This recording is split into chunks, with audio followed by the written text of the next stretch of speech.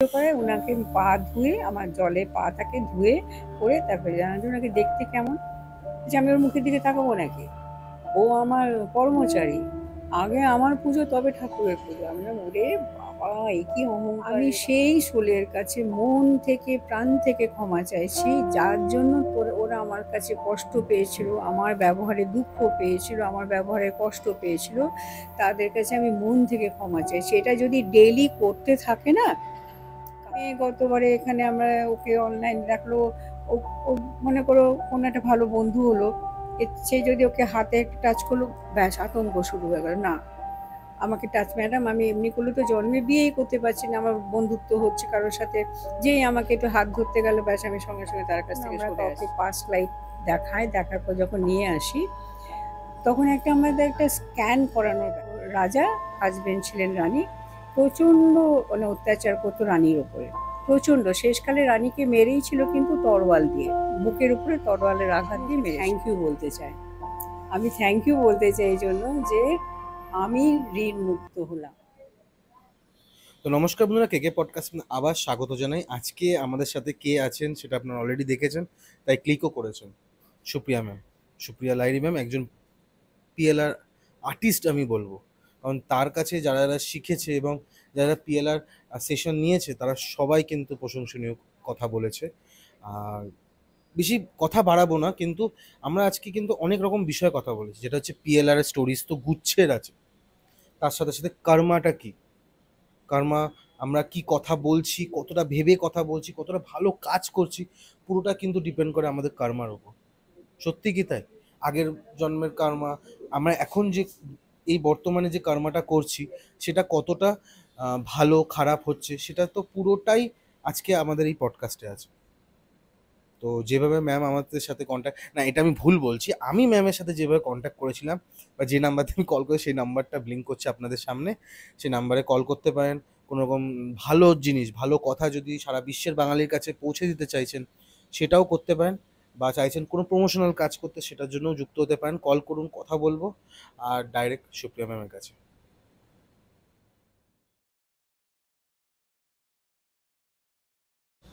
কেমন আছেন ম্যাম? খুব ভালো, তুমি কেমন? এই চলছে ম্যাম। আগের পডকাস্টটা তো খুব হিট হয়, হ্যাঁ, এবং আমি ভাবিনি যে ওটা এতটা মানে প্রচার হবে।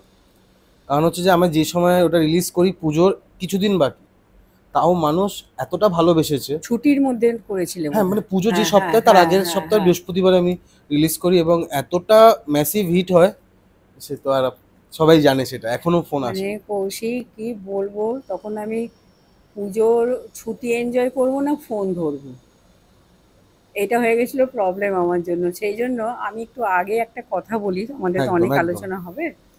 ব্যাপারটা হচ্ছে কি যে কৌশিক কিন্তু লিখে দেয় ফোনের পাশে হোয়াটসঅ্যাপ লেখা হুম ছিল। এখন দর্শকদের এটা ভাবাই উচিত যে ওনারা হয়তো ভাবেন আমি একা ফোন করছি, সবাই ভাবে একা ফোন করছি, কিন্তু যে 150টা ফোন আসে, হুম ফোনটা কিন্তু আমাকেও ধরতে হবে, আমার সেক্রেটারিকেও ধরতে হবে। হুম সেখানে মোদ্দা কথা থাকে, কথাটা লোকে কোয়ারি থাকে, আপনি আপনার ফিজ কত, আর আমার এটা দেখতে চাই এটা হবে কিনা। হুম পুরো কথাটা যদি হোয়াটসঅ্যাপে প্রথমে লিখে দেয়, সেখানে আমি জবাব দেব যে আমার ফিস কত, সেই ফিসটা যদি ওনাদের জন্য কমফোর্টেবল মনে হয়, তখন ওনারা ওনাদের কোয়ারিটা লিখবেন। তখন আমি এটা দেখে বলবো যে হ্যাঁ, এটা পাস্ট লাইফে গিয়ে দেখার ব্যাপার কিনা। সব কিছু কিন্তু পাস্ট লাইফে গিয়ে দেখার ব্যাপার থাকে না।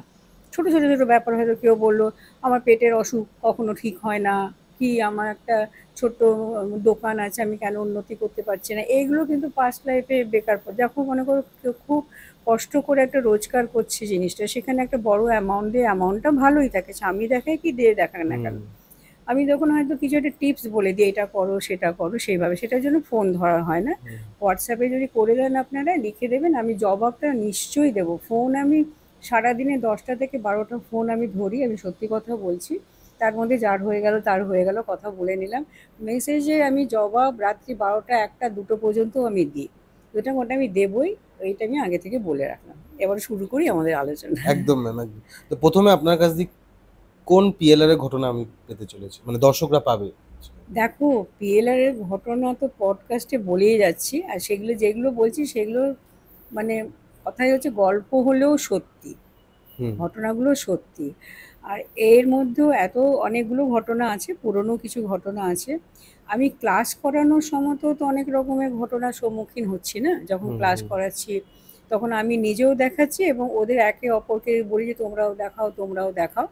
তো এই গতবারে যে ক্লাসটা হলো সেটা নিয়ে ঘটনাটা বলছি। একদম। বেশ কিছুজন এসেছে ক্লাস করতে। একে অপরকে দেখানো হচ্ছে, সব কিছু হচ্ছে। তো একটি মেয়ের প্রশ্ন ছিল যে ওর হাজব্যান্ড অন্য সবারই সঙ্গে খুব সুন্দর তার ব্যবহার, কারোর সঙ্গে কোনো প্রবলেম নেই, সবারই সঙ্গে ব্যবহার। মেয়েটিরও অন্য সবারই সঙ্গে খুব সুন্দর ব্যবহার।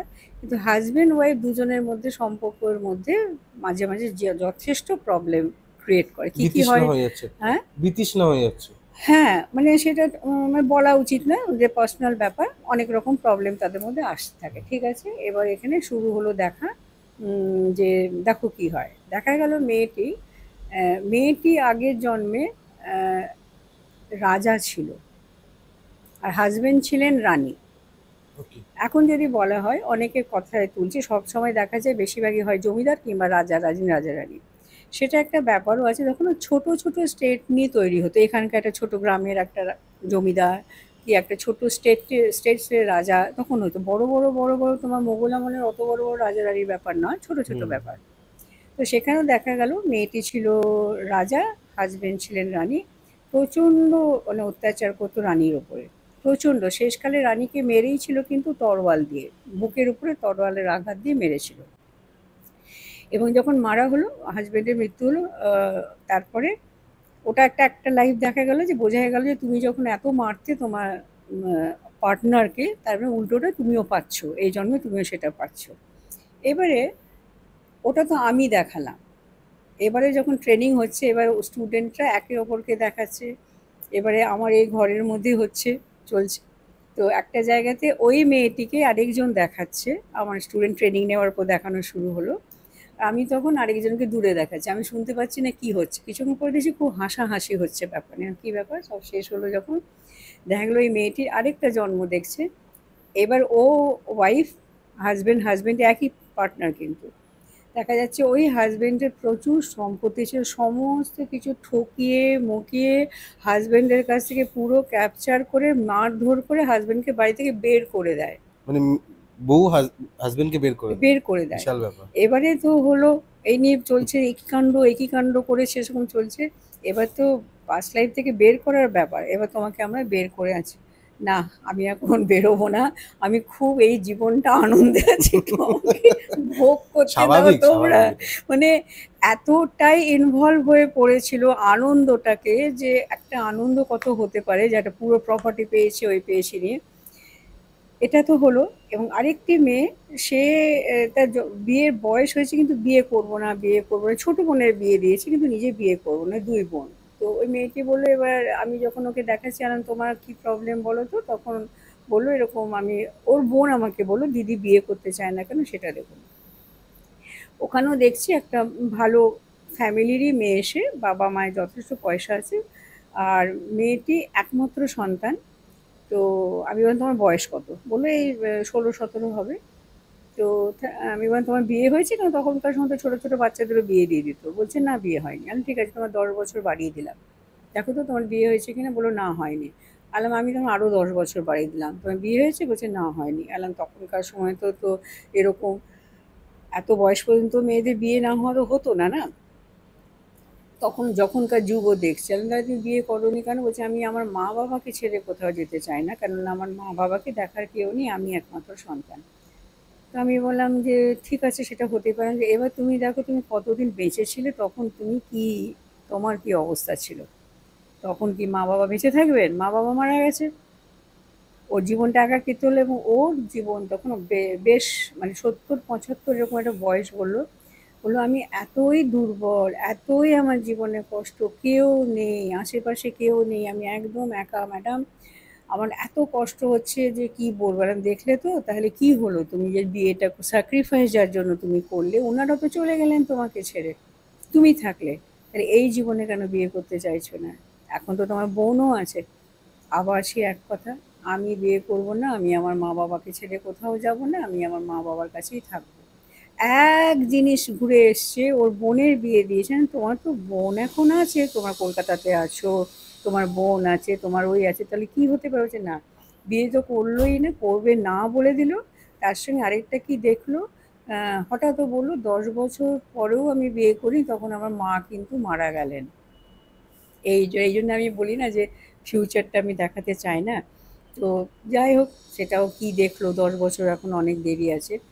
চলছে চলছে চলছে এদের দুজনের কথা। এবার আরেকটি মেয়ে, তারও সেই হাজবেন্ডের সঙ্গে একটা বিশাল ঝামেলা চলছে। এবারে ওটা এমনই ঘটনা, আমি বলতে এখানে পরিষ্কার করে বলতে চাই না, কেন তারা যদি শুনতে পায় তাহলে ঘটনাটাকে পরিষ্কার বুঝে যাবে, কারণ এই লাইফের ব্যাপার তো, আমি একটু ঘুরিয়ে বলছি। মেয়েটির একটা জায়গায় বিয়ে হয়, সেখান থেকে মেয়েটা হাজবেন্ডের সঙ্গে ডিভোর্স হয়। এবার আরেকজন যে ওকে বিয়ে করে, ঠিক বিয়ে বলা যায় না, এক জবরদস্তি সিঁদুর দান, আমি তোমাকে সিঁদুর পরিয়ে দিলাম, তোমার সঙ্গে আমার বিয়ে হয়ে গেলে, এরকম করে ওকে ওই করে রাখা হয়েছে। তো মেয়েটা ওর কাছ থেকে বেরিয়ে আসতে চাইছে। ও বলছে আমি এরকম করবো না, কিন্তু ছেলেটা অত্যাচার করে মেয়েটার উপরে খুব, কিন্তু বেরোতে পারছে না, কোনোভাবেই বেরোতে পারছে। ও না একটা মন্ত্রমুগ্ধের মতো, ওর কাছে একটা টান ফিল করে যে একে ছাড়া আমার জীবন চলবে না, কিন্তু মনে হচ্ছে কি আমি এর থেকে আমাকে বেরিয়ে আসতে হবে, কি ব্যাপারটা। এবার মেয়েটাকে দেখা গেল, তোমার জীবনটা কি, ওরে বাবা, ওই মেয়েটা এতই নিষ্ঠুর ছিল, এতই নিষ্ঠুর একজন মহিলা ছিলেন, যে ও মানে তরোয়াল খেলায় খুব পারদর্শী ছিল। আর ওর ছিল জমিদারদের মানে জমি দখল করা, এবং লোকেদেরকে, প্রজাদেরকে মেরে তাদের জমি দখল করবে, সোজা সোজা খাচাক কাটবে সবাইকে। ওর হচ্ছে খালি মারবো কাটবো দখল, মারবো কাটবো দখল, এই হচ্ছিল ওর জীবন, ওরকম জীবন ছিল। আর যখন দেখানো হচ্ছে তো কাঁদছে মেয়েটা, বুঝতে পারছে আমি কত বড় অন্যায় করেছিলাম। তার মধ্যে এই যে হাজবেন্ড, যে ওকে torture, he was one of them. তো সেই তো এই জীবনে এসেছে, তুমি আমার জীবনে কেটে কুটে আমার অনেক কিছু নিয়ে এসেছো, আমি তোমাকে ছাড়বো? আমিও তো তোমাকে মারধর করে তোমার কাছ থেকে আদায় করব। হুম। এখানে একটা মজার ব্যাপার থাকে কি, যখন আমরা কাউকে পাস্ট লাইফ দেখার পর যখন নিয়ে আসি, তখন আমাদের একটা স্ক্যান করানোর ব্যাপার থাকে, যে আমার একজন স্টুডেন্ট আছে, কয়েকজন আছে, তারা খুব ভালো স্ক্যান করতে পারে, কিন্তু এরা অতটা না পারলেও কিছুটা মানুষের মনকে বোঝাবার চেষ্টা করে। সেই ব্যক্তি, মনে করো তো, তোমরা দুই ভাই মিলে একটা কিছু করছো বা ভালোভাবে আছো, তোমার মা বাবা সবাই তোমরা একসাথে আছো। এবারে তোমরা খুব সুন্দর সম্পর্কে আছো, ভালো আছে। আমি যদি বলি যে চলো তোমাকে আমি দেখাচ্ছি যে তোমার ভাই কি তোমার মা বাবা, তোমার এই ব্যাপারটাকে নিয়ে ওনাদের মনের মধ্যে কি চলছে, তুমি কিন্তু তখন তাকে স্ক্যান করতে শুরু করবে, ওদের মন বুঝতে শুরু করবে। হ্যাঁ, ওরা কি চাইছে সেটা বোঝার চেষ্টা, আরও তোমাকে নিয়ে কত ভালো চিন্তা করছে, সেটাকে কি ভাবছে সেটা ভাবার চেষ্টা করবে। তেমনি তখন আমার মেয়েটাকে বললাম, এবার তুমি স্ক্যান করো এই ছেলেটিকে, যে ওর মনের মধ্যে তোমার সম্বন্ধে কী ব্যাপার আছে। ও বললো আমাকে না, এরকম সবাইকেই ঠকায়, এরকম ওর জীবনে আরও অনেক মহিলা আছে যাকে ওরকম করে ও ঠকায়। এবং মেয়েটা ভেবেছিল ওকে একমাত্র ভালোবাসে, তা কিন্তু নয়। এরকম আরও অনেকে আছে যার কাছ থেকে এটা, এবার ও সাবধান হয়ে গেলাম না, এবার তুমি বুঝলে তো, তুমি যে একদম অন্ধ হয়ে যাচ্ছিলে ভালোবাসাতে, একে ছাড়া জীবন চলবে না, এবার তুমি বেরিয়ে এসো। যখন এখান থেকে মেয়েটি বেরোচ্ছে ক্লাস করার পরে, তখন বলছে, প্রথম দিন যখন এসেছিল একদম চুপচাপ, একটা চাপা চাপা কষ্ট ছিল মেয়েটা, একটা ইয়াং মেয়ে, বাচ্চা মেয়ে, খুব বয়সও বেশি না মেয়েটা, বেশ মিষ্টি দেখতে, সুন্দর মেয়েটা।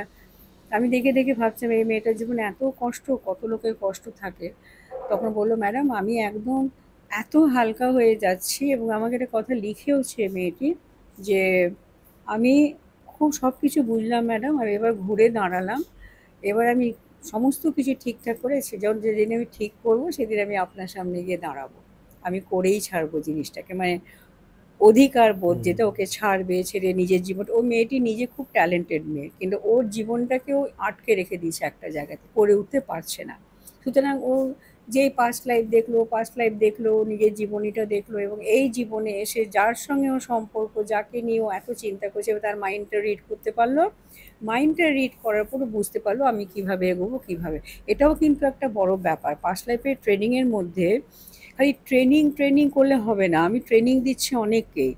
ট্রেনিং দেওয়ার পরে তাদেরকে খুব ভালোভাবে প্র্যাকটিস করতে হবে। আমি তো এখানে দেখিয়ে দিলাম, তুমি একজনকে দেখাতে পারছো, অতদূর আমি তোমাকে ট্রেনিংয়ে বুঝিয়ে দিলাম যে তুমি কাউকে দেখাতে পারছো। এবারে কত রকম ঘটনার সম্মুখীন হবে। আজকে একে দেখাচ্ছে, তাকে কি করে বের করছে, একে দেখাচ্ছে, তাকে কি করে বের করছে, সেগুলোকে বের যখন করাটাও একটা মানে খুব বের কঠিন করার, জিনিস। হ্যাঁ, বের করার ব্যাপারটা কিছু কঠিন ব্যাপার না। বের তো 1 2 3 বেরিয়ে গেল, সে এবারের ব্যাপার কিছুই ব্যাপার না। দেখো, একটা পাস্ট লাইফের একটা মজার ব্যাপার আছে, নিয়ে যাওয়া পর্যন্ত আমার আমার কথা অনুযায়ী সে যাবে কেন, তাকে আমি একটা ট্রান্সের মধ্যে নিয়েছি, একটা ঘোরের মধ্যে যাচ্ছে। যেই ঘোরে এই জগৎ থেকে মনটা অন্যদিকে যেই চলে গেল, তখন তাকে আমরা পাস্ট লাইফে নিয়ে যাচ্ছি। আবার সেটাও 1 2 3, তখন 1 2 3, এবার যখন বের করে আনছি তখনও ওই জগৎ থেকে নিয়ে আসছে, আবারও সেই বেরিয়ে এসো। অনেকে না আমাদের এই তুড়ি বাজারটা একটা ব্যাপার হচ্ছে, একজন ভদ্রমহিলা এসে বলছে আমি তো কিছুতেই বাজাতে পারছি না, এবার আমি কী করবো। সে সারাটা ক্লাসে মাঝে মাঝে ও চেষ্টা করে যাচ্ছে তুড়ি বাজান, তুমি একটা কাজ করো, তুমি তালি দিও। তুড়ি না বাজিয়ে তুমি কানে কাজে তালি দিও, সে তালিরও কিন্তু একটা সাউন্ডটা হয় এমন না যে বিশাল জোরে একটা তালি, সেটারও একটা কাণ্ড থাকবে। যাই হোক, বের করে আনাটা কিছু ব্যাপার না, কিন্তু ট্রেনিংয়ের ওখানে যেটা হয়, মনে করো কেউ একটা খুব কষ্টের জায়গায় ঢুকেছে, সেই কষ্টের জায়গাতে এত কাঁদতে থাকে, ঠিক সেই সময় তুমি যদি বলো চলো তোমাকে আমি বের করে আনলাম, তাহলে কি ওই দুঃখটাকে নিয়ে ও বেরিয়ে এলো। হুম। সেইখানে আমাদের অনেক রকমের টেকনিক থাকে যে ওই দুঃখটা থেকে ওকে আমি কীভাবে ঘুরিয়ে ঘাড়িয়ে মনে একটা শান্তি জায়গা নিয়ে ওকে বের করিয়ে আনা। কেন কোনো ট্রমা নিয়ে বেরোনো উচিত না, বেরোতে হবে একটা ভালো শান্তি। আমি যখন শিখেছিলাম ডক্টর এন.কে শর্মার কাছে, উনি খুব ভালো মানুষ, সবাই শেখে, কিন্তু ওনাদের কাছে বড় বড় ব্যাপার, 100 জন 150 জন 200 জনকে নিয়ে অনলাইনে বসে শেখাচ্ছে। উনি তো আর একা একা করে কাউকে শেখাবেন না। উনি যা বলছেন শুনলাম, তারপর বললো তুমি লোক প্র্যাকটিস করো, দেখালাম না তো কাউকে তখন ওখানে, হ্যাঁ, কিন্তু এবার এখন আমি যখন অনলাইনেও কাউকে শেখাই, সেখানেও কিন্তু আমি বলি তোমার বাড়ির লোকেদেরকে আমার সামনে নিয়ে এসো, অনলাইনে তুমি করো, আমি এখান থেকে তোমার ভুলভ্রান্তি ধরবো। একটা সেশন আমার সামনে তোমাকে লোককে করাতেই হবে, কারণ ওর কথা বলার ধরনটা কেমন, ও আস্তে বলছে না, জোরে বলছে না, চেঁচিয়ে বলছে না, মেজাজ দেখাচ্ছে, সেটাকেও আমাকে কন্ট্রোল করতে হবে। গতবারে কী হলো একটা ব্যাপার, যে এখানে ক্লাস করতে এসছে একজন, সবাই খুব সুন্দরভাবে দেখলো, পড়লো। একটা স্টুডেন্ট, সে তার নিজের একটা স্ক্রিপ্টের মধ্যে জড়িয়ে আছে। ও আমি যেটা বলছি ওটা করবে না, ও একটা অন্য রকমের মেডিটেশন। আমি বললাম যে এটা তো তোমার পাস্ট লাইফের দিকে নয়, যে আমার মানে ও কাছে নিজের মতো করেই নিজে আর ভাবছে। নিজের মতো, কিন্তু হচ্ছিল না, তাই জন্য ঢোকাতে পারছিল না। ম্যাম একটা জিনিস বলুন তো, আপনি এতক্ষণ ধরে অনেক কিছু মানে যতগুলো ঘটনা আপনি বললেন, যে মেয়েটা বিয়ে করতে চাইছে না, এটাও তো হতে পারে বর্তমান সময় সে কোনোভাবে কষ্টে আছে কোনো বিষয়, সেটাও তো হতে পারতো। না না, ওই কষ্টটা ওর জীবনে তো কষ্ট কিছু নেই, ও তো বেশ ভালো আছে, মা আছে, বাবা আছে, সুন্দর একটা জায়গায় চাকরি করে। এটাও তো হতে পারে কোনো জায়গায় উনি এই বিষয়টা বিয়ে করা তো একটা ভালোবাসার একটা সিম্বল বা একটা দিক, একটা নতুন হুম। দিক হতে পারে, সেই জায়গা থেকে সে ওরকম কোনো আঘাত পেয়েছে। দেখো, সেটাকে সে- করতে গেলে আরো কয়েকটা জন্ম দেখতে হবে, এই জন্ম না, দেখো তো তুমি কোথাও কোনো আঘাত পেয়েছিলে কিনা। না, আমি আপনাকে হ্যাঁ জিজ্ঞেস হ্যাঁ করছি হ্যাঁ, এই হতে কারণে, পারে, যেটা হতে পারে, যেটা নিশ্চয়ই উনি হতে কি পারে। বলেছিলেন যে এরকম আমার একটা প্রবলেম আছে না, যার জন্য ওই আমি। কষ্ট নেই, কাউকে বিশ্বাস করি না বলে সেরকম কথা মেয়েটা বলছে না। না। ও যদি বলতো যে আমি কোনো পুরুষ মানুষকে বিশ্বাস করতে পারি না, আমার মনে বিয়ের একটা ভয়, হ্যাঁ। এরকম যদি হতো তখন কিন্তু সেই রকম ধরনের জায়গায় নিয়ে যেতাম। কিন্তু এখানে বললো আমার বিয়ে করতে ইচ্ছে করে না। এবার কেন ইচ্ছে করে না ও সেটাকে খোঁজো, কেননা মা বাবাকে ছাড়বো না। হুম। কেন, অনেকে থাকে আমার ভয়, অনেকে থাকে আমাকে কেউ টাচ করলে ভয়, এরকমও থাকে। একটি মেয়ে গতবারে এখানে আমরা ওকে অনলাইন রাখলো, ও ও মনে করো কোনো একটা ভালো বন্ধু হলো, সে যদি ওকে হাতে একটু টাচ করলো, ব্যাস আতঙ্ক শুরু হয়ে গেল, না আমাকে টাচ, ম্যাডাম আমি এমনি করলে তো জন্মে বিয়েই করতে পারছি না, আমার বন্ধুত্ব হচ্ছে কারোর সাথে, যেই আমাকে একটু হাত ধরতে গেল ব্যাস আমি সঙ্গে সঙ্গে তার কাছ থেকে সরে আসছি। এটা কেন, এটা কেন? তখন দেখা গেল যে ওটা আমি একটা জায়গায় বলেওছি বোধহয়, তাও আমি একটু বলছি কারণ নতুন নতুন দর্শক যখন দেখে, তাকে দেখা গেল যে সে একটা জন্মে আহ, আহ, ওকে ওর একটা বয়ফ্রেন্ড ছিল, সে তাকে ভুলিয়ে ভালিয়ে নিয়ে পালাচ্ছিল বাড়ি থেকে, কিন্তু পালাতে গিয়েও ওকে ঠকিয়ে ছেলেটা একে ছেড়ে দিয়ে পালিয়ে যায় স্টেশনে মাঝরাত্রে। তখন একটা বাচ্চা মেয়ে মাঝরাতে স্টেশনে বসে আছে, তখন ও একটা গ্যাং রেপ হয়। তো তাতে তো ওর একটা ভয় এসে গেল না, সবাই মিলে ওকে টাচ করলো, সেই ভয়টা যখন হলো, ও কি হলো, ওকে ওর মা ঘরে নিয়ে বাড়ি নিয়ে চলে গেল, নিগৃহবন্দী অবস্থায় রেখে দিল, বাইরে বেরোতে পারছে না, লোক সমাজে ভয় পাচ্ছে। সেই জন্য এই জন্মে না, না বা ঘর থেকে বেশি বাড়ি বেরোতে পারে। মেয়েটা শিক্ষিতা মেয়ে, খুব শিক্ষিতা মেয়ে, ভালো চাকরি করার কথা, ভালো চাকরিও করছে, কিন্তু যেই বলছে একটা সেমিনার টাইপের কিছু শুরু হবে মনে করুন, হুম। যেই লোকজন, আমার ভয় শুরু হয়ে গেল। আচ্ছা। আমি তাদের সঙ্গে কথা বলতে গেলে ভয় মানে, মানে ২-৩ জনের বেশি লোক এলেই ও ভয় শুরু হয়ে যায়। তো তাহলে ম্যাম এই পিএলআর করে যখন উনি দেখতে পাচ্ছেন বা এই যে প্রবলেমগুলো ঠিক হচ্ছে, সরি দেখতে পাচ্ছেন হুম। তিনি, তো ভবিষ্যতে কি এই প্রবলেমগুলো ঠিক হয়? অনেকের ঠিক হয়ে যায় যখন বুঝতে পারে এটা এই জন্মের না, এই জন্মে না। একটি মেয়ে বেশ না, না, কিছুদিন আমি আগে। জিনিসটা আমি আপনাকে একটা হুম। জিনিস বলি। ধরুন আমার আগের জন্মে আমার কারোর সাথে কোনো আমার মা-বাবা যিনি এখন বর্তমানে আছেন, কোনো না কোনোভাবে আগের জন্মে কোনো একটা পার্সন ছিল। বা ধরুন আমি একজন বিজনেসম্যান ছিলাম, আমার মা-বাবাকে আমি ঠকিয়েছি কোনোভাবে। এই জন্মে দেখা গেল যে তারা আমার সেই সেটার বদলা নিচ্ছে কোনো না কোনোভাবে। হুম। তো আমি পাস্ট লাইফ দেখে জানলাম যে আগের জন্মে আমি এরকম কাজ করেছি।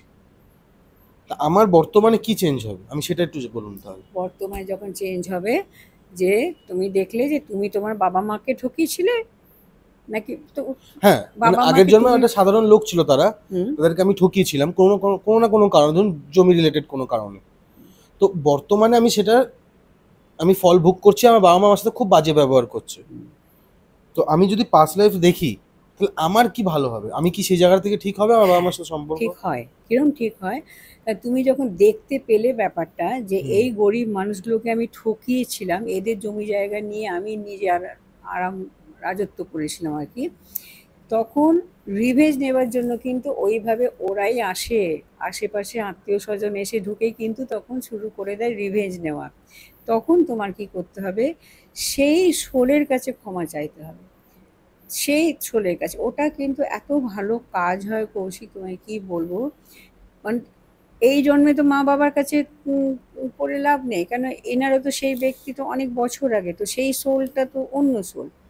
বলতে হবে, আমি সেই সোলের কাছে মন থেকে প্রাণ থেকে ক্ষমা চাইছি, যার জন্য ওরা আমার কাছে কষ্ট পেয়েছিল, আমার ব্যবহারে দুঃখ পেয়েছিল, আমার ব্যবহারে কষ্ট পেয়েছিল, তাদের কাছে আমি মন থেকে ক্ষমা চাইছি। এটা যদি ডেইলি করতে থাকে না, কাজ হবে। তোমারই পডকাস্টে আমি একটা কথা বলেছিলাম, মনে করে দেখো, যে ছেলেকে আগের জন্মে ছেলেকে চাবুক দিয়ে মারতো, সে হুম, একটা হুম, সাজেশন হুম, নিয়ে হুম, আমি হুম। তখন বলেছিলাম একটা কথা। উনি যদি শুনছেন তাহলে এখানে কমেন্ট করুন, আমি কথাটা বলেছিলাম। উনি ৩ দিন পর আমাকে ফোন করলেন, হ্যাঁ। ভদ্রমহিলা। হ্যাঁ, বললেন যে আমার হাজবেন্ড বললেন দেখো তোমারই সম্বন্ধে বলছে, কমেন্ট না করে তুমি ম্যাডামকে ফোন করো। তো মজার ব্যাপার কিছু না, ভালো হলো তুমি কথাটা তুললে। তা আমি বললাম যে কেমন আছেন আপনি? বললো ভালো আছি, আমার ছেলেও ভালো আছে, খুব আছে, কিন্তু আবার মাঝে মাঝে একটু রাগ শুরু হয়ে গেছে। তা আমি বললাম আপনি ক্ষমাটা চাইছেন তো? ও, এখনো চেয়ে যেতে হবে, আর তো চাইছি না। আলাম বাহ, খুব খুব সুন্দর ব্যাপার। এমন মার মারতেন ছেলেকে, রক্ত। তারে চাবুক দিয়ে মারতেন, সেই কষ্টের জায়গায় আপনাকে খালি আপনার সঙ্গে কথা বলে না, আপনার গায়ে কিন্তু হাত তুলছে না ছেলেটা, সেখানে আপনি ১৯-২০ দিনের মধ্যে ছেলেকে এত শান্ত করে দিলেন, তারপরে আপনি রিল্যাক্স, আপনার পাপ ধুয়ে গেল, আপনি করতে থাকুন, না হলে কিন্তু আবার ঘুরে আসবে সেই জিনিসটা। ওনাকে বলে, ও তাহলে আমার ভুল হয়ে গেছে, আবার আমি মায়ের গা দিয়ে রক্ত না বেরোলে চুপ হতো না। তুমি চালিয়ে যেতে হবে তোমাকে। আমরা কি করি, রোজ ভগবানের কাছে প্রার্থনা করি কি না, হুম, হুম, হুম। আমাকে আমাদের মঙ্গল রেখো, হুম, ফ্যামিলিকে ভালো রাখো, তেমনি সেই সোলটাকে বলতে হবে তুমি আমাকে ক্ষমা করে। ও যদি, তুমি যদি ওকে সারাক্ষণ মনের মধ্যে তুমি যদি তার কাছে মাথা নিচু করে থাকো, তবে না ও শান্তি পাবে, তবে না ও খুশি হবে, দেখো আমার কাছে মাথা নত করে আছে। একজন ভদ্রমহিলার আমি তোমাকে বলি, এখানে আমার এখানে ক্লাসের সময়তে একজন দেখতে এসেছিল। ওর কিন্তু এখনো পায়ে মাঝে মাঝে হঠাৎ হঠাৎ প্রচণ্ড ব্যথা হয়, হঠাৎ হঠাৎ প্রচণ্ড ব্যথা হয়। ব্যথা? ব্যথা, খুব কোথায়? ব্যথা হয়, পায়ে ব্যথা হয় পায়ে ব্যথা? ভদ্রমহিলা, কিন্তু ওদের ৩ তলা না ৪ তলা বাড়ি, হেঁটে হেঁটে যায়, ইনি খুব অ্যাক্টিভ মহিলা। হঠাৎ হঠাৎ কখনো সখনো পায়ের যন্ত্রণাটা চার দিয়ে ওঠে। কি দেখেছিল জানবে? ও দেখলো ও একটা জমিদার বাড়ির বউ, সর্বাঙ্গে মাথা থেকে পা অবধি গয়না পরা, বলছে আমি লাল বেনারসি পরে রানীর মতন বসে আছি। কথা যখন বলছে না, সেখানেও একটা অহংকারের তার ভাব, আমি রানীর মতন বসে আছি। আর আমাদের বাড়িতে যে নাট মন্দির আছে, নারায়ণ ঠাকুর আছেন ওখানে, পুরুত মশাই আসে, পুরুত মশাইকে হুকুম করা আছে আগে আমার পা ধুয়ে আমাকে পুজো দেবে, তারপরে মন্দিরে যাবে ঠাকুরকে পুজো দেবে। তাহলে মানে তুমি কি ভগবান যে তোমাকে পুজো করবো? আমি ঠিক এইভাবে তখন বলছি, তুমি কি ভগবান যে তোমাকে, না, করবে, আমার হুকুম, করতে হবে। ঠিক এইভাবে তখন মহিলা বলছে, শুনো তো। আমি কিরমভাবে পুজো করে, ওনাকে পা ধুয়ে, আমার জলে পাটাকে ধুয়ে করে তারপরে জানান যে ওনাকে দেখতে কেমন, যে আমি ওর মুখের দিকে তাকাবো নাকি? ও আমার কর্মচারী, আগে আমার পুজো তবে ঠাকুরের পুজো। আমি বললাম, ওরে বাবা, এ কি অহংকার রে বাবা! তারপরে আমি বললাম, বুঝতে পারছো তোমার জীবনটা কেমন, এবার তুমি ঘুরে দাঁড়াও, এবার তুমি ওনার কাছে ক্ষমা চাও। কেন মহিলা যিনি দেখছেন, তিনি তো স্বাভাবিক মহিলা না, ও তো আমার আমার কথা শুনে দেখছে এবং আমার কথা শুনে ও কাজটা করে। আমি তো ওকে ধরে ধরে ক্ষমা চাওয়াতে পারবো না যদি ও না। ক্ষমা না চায়। তখন বলছে পরের দিন দেখো পুরোহিত মশাই কি যখন আসবে আমাকে বলো। বলো হ্যাঁ, পরের দিন পুরোহিত মশাই আসছেন, মানে এইবার তুমি ক্ষমা চাওয়া শুরু করো। তখন কি বলছে শোনো, বলছে আমি ওনাকে, এবার আমি ওনার চোখ মুখের দিকে তাকিয়ে হাত জোর করে যখন বলছে বলছে যে আমি ওনার দিকে তাকালাম, তাকিয়ে বলছে, এত সুন্দর চোখের দৃষ্টি কারোর হয়, এই যে ঈশ্বর তুল্য দেখতে, এত সুন্দর চোখ কারোর হয়, আলে তুমি আগে তো দেখোনি নাকি? তোমাকে তোমার মাথার কাছে তো মাথা নিচু করে ওনাকে বসিয়ে রাখতে, তুমি তো দেখোনি যেন ঈশ্বর তুল্য ব্যক্তি সে তোমার পা ধুয়ে দিচ্ছে। তুমি ভাবতে পারো তুমি কত বড় অন্যায় করেছো। যে তখন আমি ওনাকে চেয়ারে বসিয়ে উনার আমি পা ধুচ্ছি আর কেঁদে আকুল হয়ে যাচ্ছি যে আমাকে তুমি ক্ষমা করো ঠাকুর, আমাকে ক্ষমা করো। আমি জানি না কত কি ক্ষমা করেছে না করেছে, কিন্তু কিছুদিন ঠিক থাকে, কিন্তু এখন বলে ম্যাডাম মাঝে মাঝে আমার পায়ে ব্যথাটা কিন্তু খুব জোর চাড়া দিয়ে ওঠে, কিছু হয় না। বললাম, কি বিশাল ভাব করেছিলে তুমি, বুঝতেই এটা তো পারছো। দেখা যাচ্ছে একজনের সাথে, দেখা যাবে কয়েক হাজার মানুষের সাথে উনি করেছেন হবে। করেছে নিশ্চয়, তাই জন্য খালি তো পুরুত মশাইয়ের সঙ্গে করেছে পাটা ধো। হুম। আর তাহলে ভাবো, যে পুরুত মশাইয়ের উপরে এতটা নিষ্ঠুর হতে পারে, তাহলে বুঝতে পারছো তার প্রজাদের আর উপরে কি পুরুত ছিল। মশাই ব্রাহ্মণের অভিশাপ। ব্রাহ্মণের অভিশাপ, মানে ওর ওর জীবনটা তো অনেক রকম ঘটনা আছে, ঘুরতে গেলে বিশাল বিশাল ব্যাপার হবে। কিন্তু ওই পুরুত মশাইয়ের আরেকটা ঘটনা ওকে আমি আরেক দিন দেখিয়েছিলাম, আমার ক্লাসের ব্যাপার না, তখনও আমার কাছে, তখন আমি জানতাম না যে ওই পুরুত মশাই সেই পুরুত মশাই। হুম। পরে যখন বললো ওই চোখ এই চোখ এক, কি হয়েছিল ও বলল, আমি একটা কোথায় একটা যাচ্ছি বললো, বললো একটা বিশাল ঝড়, মরুভূমি এরিয়া, বালির ঝড়ে আটকে গেছি বলে তখন মহিলা খুব চেঁচাচ্ছে, ও পাচ্ছি না, প্রচণ্ড জ্বালা করছে, ছটপট ছটপট করছে। মানে আমি তো জানি ওটা তো ওখানে ছটপট করছে, এখানে তো চলে কি বালি পড়েনি, নিশ্চিন্তে আমি আছি। আলাম বালি ঝড়ে হচ্ছে নিজেকে সামলাও না, বলছে যে চোখ জ্বালা করছে, ঝড় যে বলতে বলতে বলছে, আমার সামনে একটা বাচ্চা ছেলে বালির মধ্যে ডুবে যাচ্ছে, বালির মধ্যে ডুবে যাচ্ছে, হয় না, বালির ঝড়ে বালিতে গেঁথে যায়। কারণ তোমার সামনেই যখন দেখতে পাচ্ছ তাকে তুমি বাঁচাতে পারছো না, বাঁচাও গিয়ে, বলছে হ্যাঁ আমি বাঁচাতে তো যাচ্ছি। কারণ কি হলো বলো, কি হলো ঘটনাটা আমাকে বলো, বলো কি হলো। তখন বলছে আমি ওকে টেনে বের করছি বের করছি, ওর চোখটা নীল, চোখটা নীল, তাতে বালি পড়ে তো লাল হয়ে গেছে। বলছে কি ভয়ঙ্কর চোখের দৃষ্টি, ওরে বাপ রে বাপ, আমি দেখতে পাচ্ছি না, কি ভয়ঙ্কর চোখের দৃষ্টিটা হয়ে গেছে বালি পড়ে। তারপরে যখন বললো আমার কাছে জল আছে, আমি জল দিয়ে চোখে ধুচ্ছি, ধুতে ধুতে ধুতে ধুতে বাচ্চাটাকে বাঁচাতে পেরেছিল। পরে যখন এই পুরুত মশাইকে যখন ও দেখলো, তখন বলছে ম্যাডাম ওই চোখ এই চোখ এক। তার মানে একটা জন্মে একটা পুণ্য কাজ করেছিল ওই পুরুত মশাই, কোনো একটা জন্মে তাকে সে বাঁচিয়েছিল। আর এই জন্মে সেই পুরুত মশাইকে কাজের লোকের মতন পায়ের কাছে ফেলেছিল। তো মিক্স, ওর জীবনটা কিন্তু মিক্স অ্যান্ড ম্যাচ, কখনো ভালো কখনো গণ্ডগোল, কখনো ভালো কখনো গণ্ডগোল। নিজের সন্তানকে নিয়েও খুব প্রবলেমে থাকে মাঝে মাঝে, আবার সেই সন্তানেরও পাস্ট লাইফ দেখিয়েছি, সেখান থেকে অনেকটা সে কিওর হয়েছে। ও সন্তানের ব্যাপারটা সবসময় না বলাই ভালো, ওটা ওর মধ্যে কিন্তু ভালো আছে, কিন্তু সেটার ভালো থাকার মধ্যে কখনো ভালো কখনো খারাপ, কখনো ভালো কখনো খারাপ। ম্যাম, লাস্ট যে পডকাস্টটা আমার চ্যানেলে হয়েছিল, তো ওই চ্যানেলে হওয়ার পর অনেকটা আপনার একটা ভিউজ অনেক যায় এবং অনেক পরিচিতি বাড়ে আপনার। এবং আমি সেই পডকাস্টেও আমি আপনাকে বলেছিলাম যে আপনার অনেক স্টুডেন্ট বলবো, কয়েকজন স্টুডেন্ট আছে যারা আমাদের সাথে পডকাস্টে বসেছে, যার মধ্যে রূপম আছে। হ্যাঁ, রূপম আমার খুব ভালো বন্ধু অ্যাজ আ পার্সন। তারপর আমি আরও কয়েকজনের নাম আমি বলছি না এখানে, হ্যাঁ, তাদেরকে আমার এসছে আমার বাড়িতে এবং পডকাস্ট করেছে। তার সাথে সাথে ফেসবুকেও আমি দেখেছি আপনারই নিজের ভিডিওগুলোতে অনেকে অনেক রকম কমেন্ট করেছে, ঠিক আছে? তো এটাকে আপনি কিভাবে দেখেন বা এটাকে আপনি কি ভাবেন, যদি আপনি আপনার মতো করে রাখেন এখানে? তুমি ভালো কমেন্টের কথা বলছো না নেগেটিভ কমেন্ট? নেগেটিভের কথা বলছি। এর আচ্ছা, কারণটা হচ্ছে কি, যে এটা যদি আপনি চান স্কিপ করে যেতে পারেন এই প্রশ্নের উত্তরটা, আপনি যদি না চান, কারণ তখনও আপনি কোনো কমেন্ট করেননি, এখনও আপনি যদি চান তো কমেন্ট থেকে বেরিয়ে যান। না, এখানে আমি স্কিপ করারও কিছু ব্যাপার নেই, আর কমেন্টে না করারও কোনো ব্যাপার নেই। কমেন্টে আমি একটু ভালোভাবেই বলছি কথাটা, যে তোমার পডকাস্ট কি আরও যেগুলো করেছি সেখানে আমি দেখছি যে আমার পজিটিভ ব্যাপারটা কত দূর। আমার পজিটিভ কমেন্ট যেটা আছে সেটা এত হাই, আমি অতটা আশা করিনি, সোজা কথা। আর যদি কোনো নেগেটিভ কমেন্ট বলো, ওটাকে ঠিক আমি নেগেটিভভাবে ধরি না। যদি এখন যেহেতু আমি পাস্ট লাইফ দেখাচ্ছি বলে আমার তখন মনে হয় হয়তো আমার কোনো কার্মিক অ্যাকাউন্টের সঙ্গে সেই ব্যক্তি জড়িত ছিল যেটা ও রিভেঞ্জ নিল আমার কাছে। ওকে। হ্যাঁ, সেই জন্য আমি আপনি আমার কি সব ক্ষমা করে দিয়েছেন তাকে? ক্ষমাও দেখো, এখানে ক্ষমা করার কিছু ব্যাপার নেই। আমি ওকে থ্যাংক ইউ বলতে চাই। আমি থ্যাংক ইউ বলতে চাই এই জন্য যে আমি ঋণ মুক্ত হলাম। আমি যদি বিরক্ত হতাম তাহলে হতো কি আমি আরও ঋণী হয়ে যেতাম। এবং নিশ্চয়ই কোনো একটা ব্যাপার, সবারই যে আমার সব কিছু তাকে পছন্দ হতে হবে তার তো কোনো মানে নেই। না। আমিও যেমন অনেকে অনেক কিছু পছন্দ করি না, হ্যাঁ আমি সেখানে কিছু বলি না।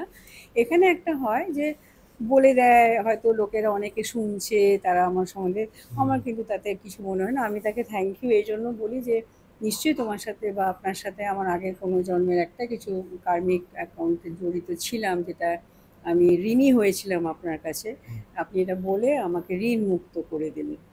তাই জন্য আমি সত্যি সত্যি আমি খুব খুশি হই যখন কেউ বলে। আর আরেকটা বলি, যারা করে তারা কিন্তু ঋণে জড়িয়ে পড়ে আবার একটা কার্মিক অ্যাকাউন্টে।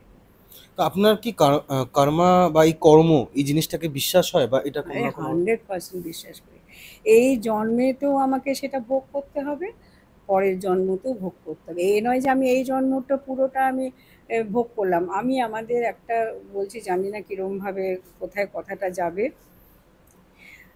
মায়ের গয়না, মা কালীর গয়না একজন চুরি করেছিল।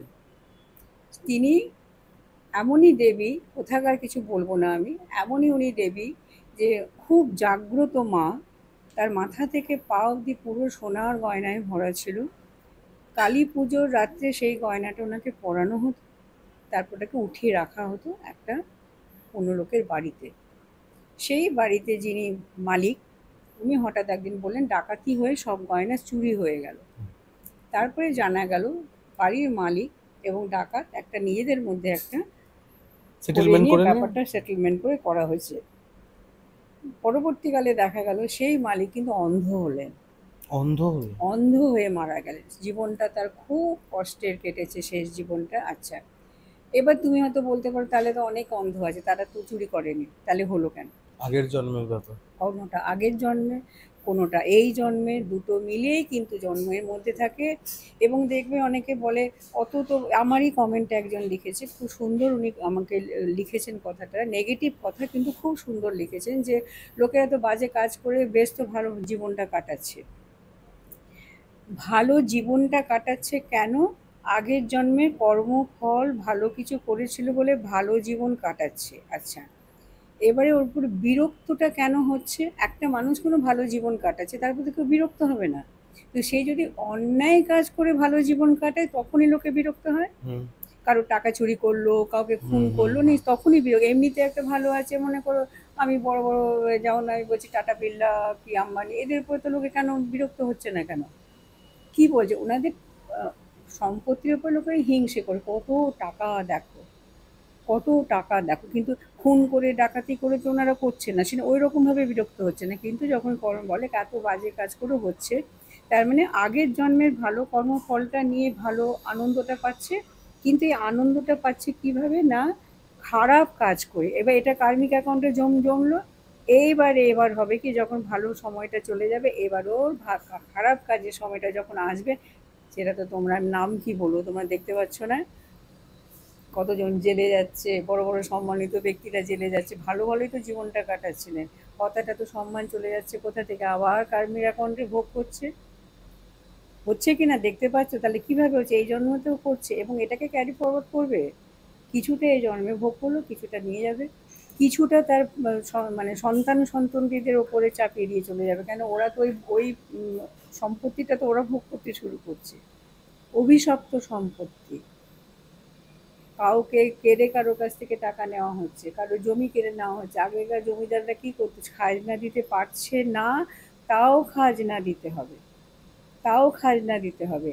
মানে ওই যেমন করে হোক তারা খেতে পাক কি না পাক খাজনা দিতে হবে, তো সেই অভিশাপ তো লাগবেই তাদের, সেই অভিশাপ তো লাগবে। এই জন্মে যখন বলে না আমাদের একটা জমি বিক্রি হয় না, বিক্রি হয় না, আমাদের কত জমি, একটি ছেলে আমাকে ফোন করেছিল মেদিনীপুর টেদিনীপুর ওদিক থেকে, মানে বেশ বড় বংশের, তারা যার নাম বললো যারা, মানে বেশ বড় বংশের, একদম লাহিড়ী মশাইয়ের ওখান, ওই ওই থেকে দীক্ষা নেওয়া হেন তেন ওইরকম। ওনার দাদু দাদু নাকি ওনার কাছে ডিরেক্ট দীক্ষা নিয়েছিলেন, এত পুণ্যের কাজ সব হয়েছিল। তারপরে আমি তখন তাও জানি না আমাদের বাড়িতে এরকম এরকম আমাদের একটা অভিশপ্ত জীবন আছে, হেন আছে কিছু একটা, হ্যাঁ কর্মফল তো নিশ্চয়ই তোমরা ভোগ করছো, কেন 3 জেনারেশন আগে যিনি লাহিড়ী মশাইয়ের কাছে দীক্ষা নিয়েছিলেন, তারা সেই ভদ্রলোকই সারা রাজত্ব তৈরি করেছে নিজের সংসারে, এখানে বাড়ি, এখানে জমি, এখানে জমি। নেক্সট জেনারেশন যারা আসছে তাদের কি হলো, ওদের একটু গন্ডগোল শুরু হলো, তারপরের জেনারেশন আরও দুঃখ ভোগ করছে, তারপরের জেনারেশন আরও দুঃখ ভোগ করছে, এটা হচ্ছে ব্যাপারটা। এবারে আমাকে বললো যে দেখতে চান, কিন্তু আমরা মানে মেডিটেশন বা এঞ্জেল কল করে আমরা যা স্ক্যান করে যেটা দেখলাম, সেটা যা বোঝা গেল যে এত বড় নেগেটিভ এনার্জি ওদের সঙ্গে আছে, যেটা আমাদের মতন সাধারণ মানুষ ওটাকে ট্যাকল করতে পারবো না। তাই জন্য এই কেসটা নিলাম না, কেন ওটা ব্যাকফায়ার করতে পারে আমার এবং আমার পরিবারের উপরে। কারণ এত অন্যায় কাজ করেছিল, যেই জন্য যে ভোগ করতে যে হচ্ছে না, আরও বড় কোনো তন্ত্রতান্ত্রিক ক্রিয়াকেও ওদেরকে করতে হবে। তাই জন্য কর্মফল ভোগ করতেই হবে, সে তুমি ছোট্ট করে করো কি বড় করে করো। আমিও কর্মফল কিছু একটা করেছিলাম, যাই জন্য আমার আমার ভোগান্তিটা শেষ হয়ে গেলো, আমার নামে কিছু একটা বলে দিলাম, আমি থ্যাংক ইউ বলে দিলাম, খুশি হয়ে গেলাম।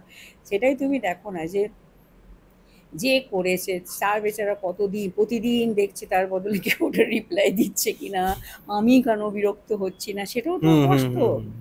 আমি যদি ঝগড়া শুরু করে দিতাম তাহলে তো শান্তি পেয়ে যেত, কিন্তু আমি সেই শান্তিটা তো দিলাম না। আমি আপনি আমাকে বলে জিজ্ঞেসও করেছিলেন কৌশিক কি করব, কিছু বলবো না নাকি? না না আমি না না বললাম ছেড়ে দিন। না না কিছু দেখো, আমি কিছুতেই কিছু বলি না, আমি দেখি আমাকে, আমি বানিয়ে বানিয়েও কিছু বলি না, যা আমার সামনে হচ্ছে সেটা আমি দেখছি, সেটা আমি বলছি। আমি না দেখো, না, আপনি এটা বলেননি, আপনি বলেছিলেন যে আমি আমার স্টুডেন্টগুলো অনেকে রেগে গেছে।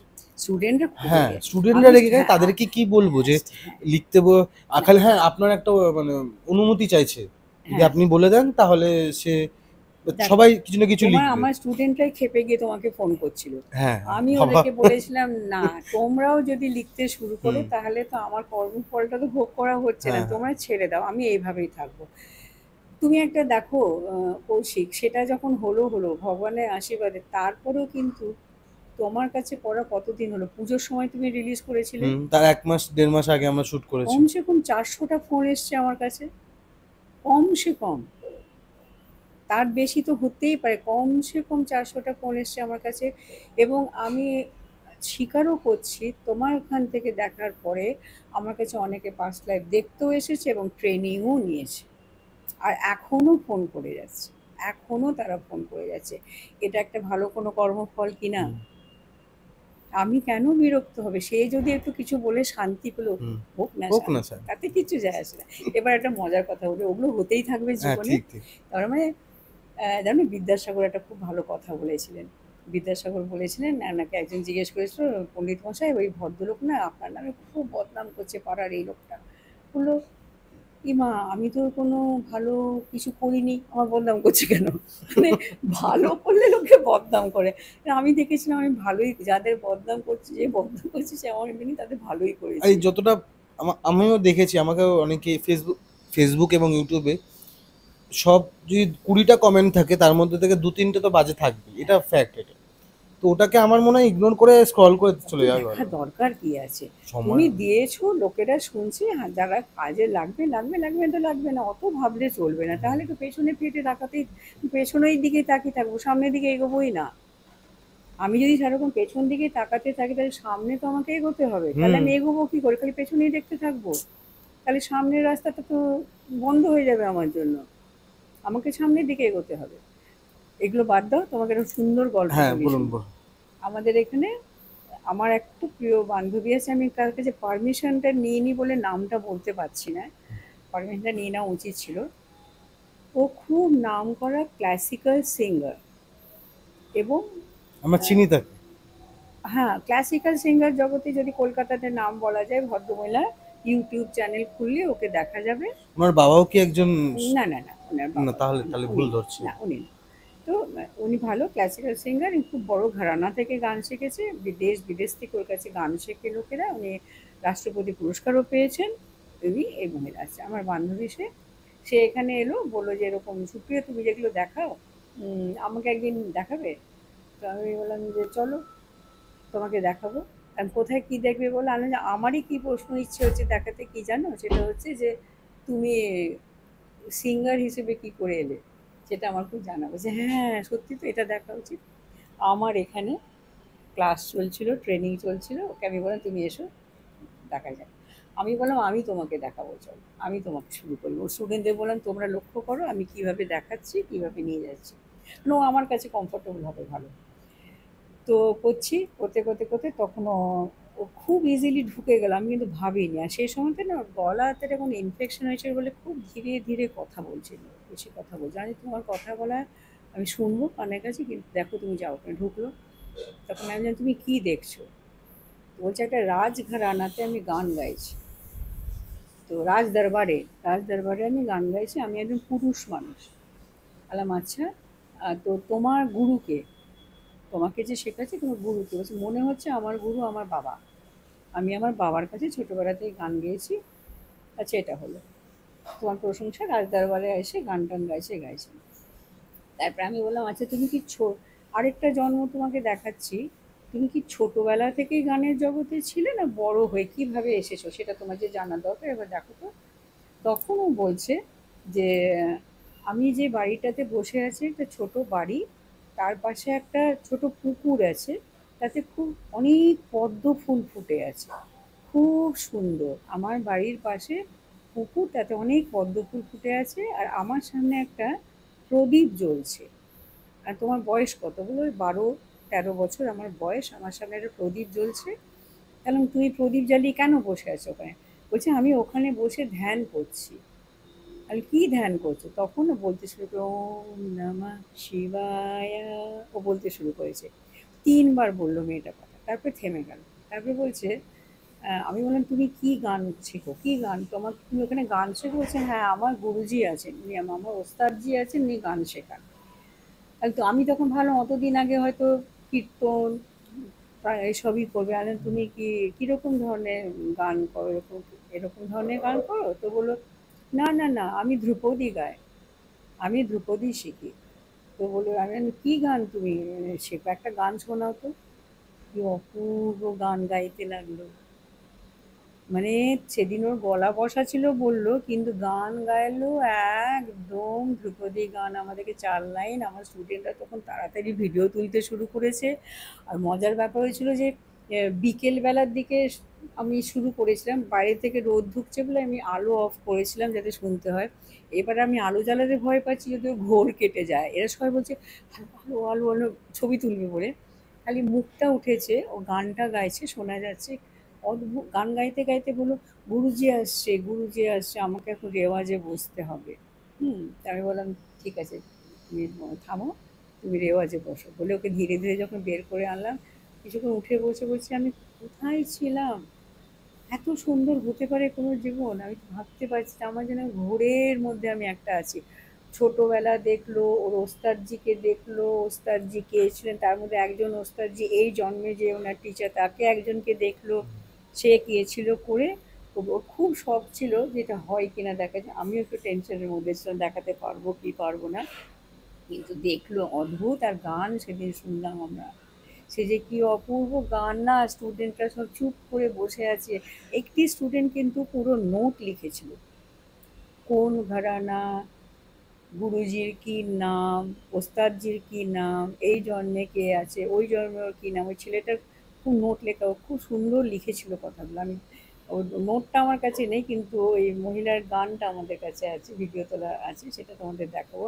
ওটা আমার কাছে একটা বিরাট পাওয়া। ও যদি কখনো আমাকে অ্যালাউ করে তাহলে আমি ওটা ভিডিও দিয়ে দেবো, যে তুমি বলো না, ঠিক আমি তাহলে ঠিক ঠিক। ভিডিওটা দিয়ে দিই, তাহলে না মানে লোকেরা। আপনি কি চাইছেন যে এই কথার মাঝখানে ওনার ভিডিওটা যাক? যদি করে, যদি উনি অ্যালাউ করেন যদি তাহলে আমি দেবো। অ্যালাউ করবে কিনা আমি ঠিক জানি না।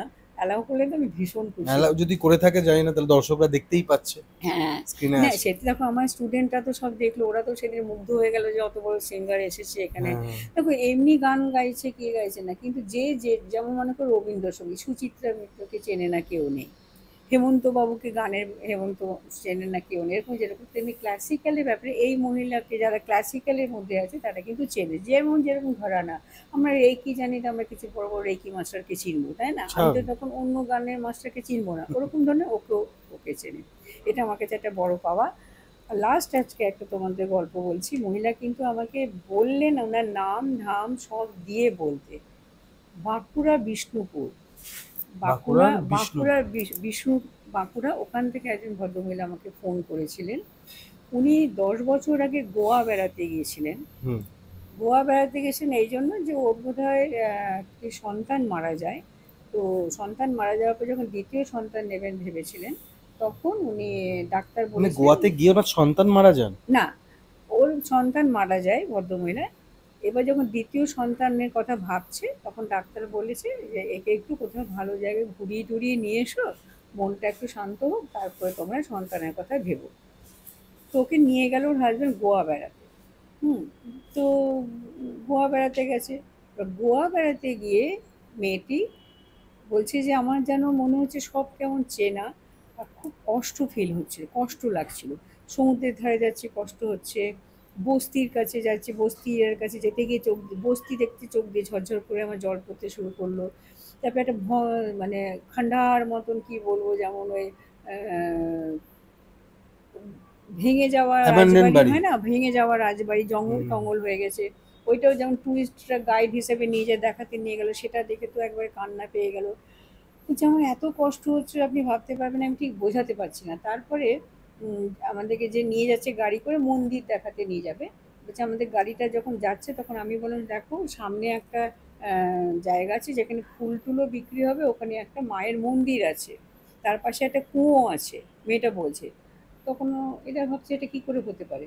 এবার গাড়িটা ক্রস করে বেরিয়ে গেছে যখন, তখন ড্রাইভারটা বলছে ও মন্দিরটা তো, মেয়েটা বলছে মন্দিরটা কিন্তু ক্রস করে চলে এসেছি। তখন গাড়িটাকে ঘুরেছে, হাজবেন্ড বলছে "এ এত বলছে কি করে, এ এত বলছে কি করে, তো যাইনি কখনো।" না। এবার গাড়ি যখন পেছনে ফিরে এসেছে তখন এরা বলছে ওটা গণেশের মন্দির। বলছে না, এটা মায়ের মন্দির। মেয়েটা বলছে না, এটা মায়ের মন্দির। বলছে এখানে মায়ের মন্দির তুমি কি করে জানলে, তখন আসলে গিয়ে দেখছে মায়ের মন্দির। ও সব না মনে পড়ছে জিনিসগুলো, গোয়াতে গিয়ে ওর শুরু হলো ওর মনে পড়া। এবার ও ফিরে যখন এলো নিজের দেশের বাড়িতে, বলছে যে আমি এত কষ্ট নিয়ে গোয়া থেকে ফিরে এলাম, এত কষ্ট নিয়ে যে মনে হচ্ছে যে আমার বুকে একটা চাপ সৃষ্টি, আর রাত্রেবেলা উঠে বারান্দায় বসে বসে খালি ওখানকার কথা মনে হতো। আমার মা বাবা আমার কাছে আসছে, তাদেরকেও আমার ভালো লাগছে না, কাউকে ভালো লাগছে, আমার খালি মনে হচ্ছে গোয়াটাই আমার কাছে সব থেকে ভালো ব্যাপার। এটা কেন ম্যাডাম? আর জলের ভয়, বদ্ধ ঘরের ভয়, এগুলোকে নিয়ে ওর একটা প্রশ্ন ছিল। এনজাইটিও ছিল অনেক, হ্যাঁ, শরীরের মধ্যে এনজাইটি হচ্ছে না। হ্যাঁ, সব ও বোঝাতে পারছে না কেন হচ্ছে ব্যাপারটা। আরেকটা ছিল, ও বিয়ের আগে ওর, আমি যারা আমার, যদি আমি আমি কিছুটা ওর কিছুটা লিখে নিয়েছিলাম, ওর আমার এতগুলো কথা বলছিল না, আমার ঠিক মনে করতে পারছিলাম যে কোনটাকে নিয়ে আমি ফলো করবো। ওর হাজবেন্ডের নাম এখনো অজিত। এখনো অজিত? না, হ্যাঁ, তখনও অজিত ছিল, এখনো অজিতই বোধহয় নাম বললো, ভদ্রমহিলার নাম। তো যাই হোক, ওর মেয়েটার নাম হচ্ছে রমা বাগিস, মেয়েটার নাম রমা বাগ। বলছে আমার নামটাও বলবেন ম্যাডাম, আমি বাঁকুড়াতে থাকি। আর ওর বাবার বাড়ি হচ্ছে, নাম হচ্ছে দুর্গা বাড়ি বলে। ওদের বাড়িতে ছোট্টবেলা থেকে দুর্গা মার পুজো হয়, দুর্গা মূর্তি খুব ওদের বাড়িতে, দুর্গার ব্যাপারটা আছে, মায়ের ব্যাপারটা। আগের জন্ম মা মা করে মায়ের মন্দিরে পুজো দিতে গেল, এই জন্ম দুর্গা বাড়িতে জন্ম, দুর্গা বাড়িতে ওদের জন্ম আছে। এবারে আমি মেয়েটাকে নিয়ে গেলাম তার পাঁচটা এক্সামটা আমি অনলাইনে করলাম, খুব চেঁচাচ্ছি হলো অফলাইন অফলাইন, না অনলাইনে চলো, আমার হাতে সময় নেই, অনলাইনে করো। এত তাড়াতাড়ি ঢুকলো সে। এবার ঢুকে কি দেখছে দেখো, সেই একটা পয়সাওয়ালা বাড়ির মেয়ে, 14-15 বছর বয়স, যতদূর মনে হলো যে ওটা বললো রাজার মেয়ে, ও রাজকুমারী, ওখানকার রাজকুমারী, 14 বছর বয়স।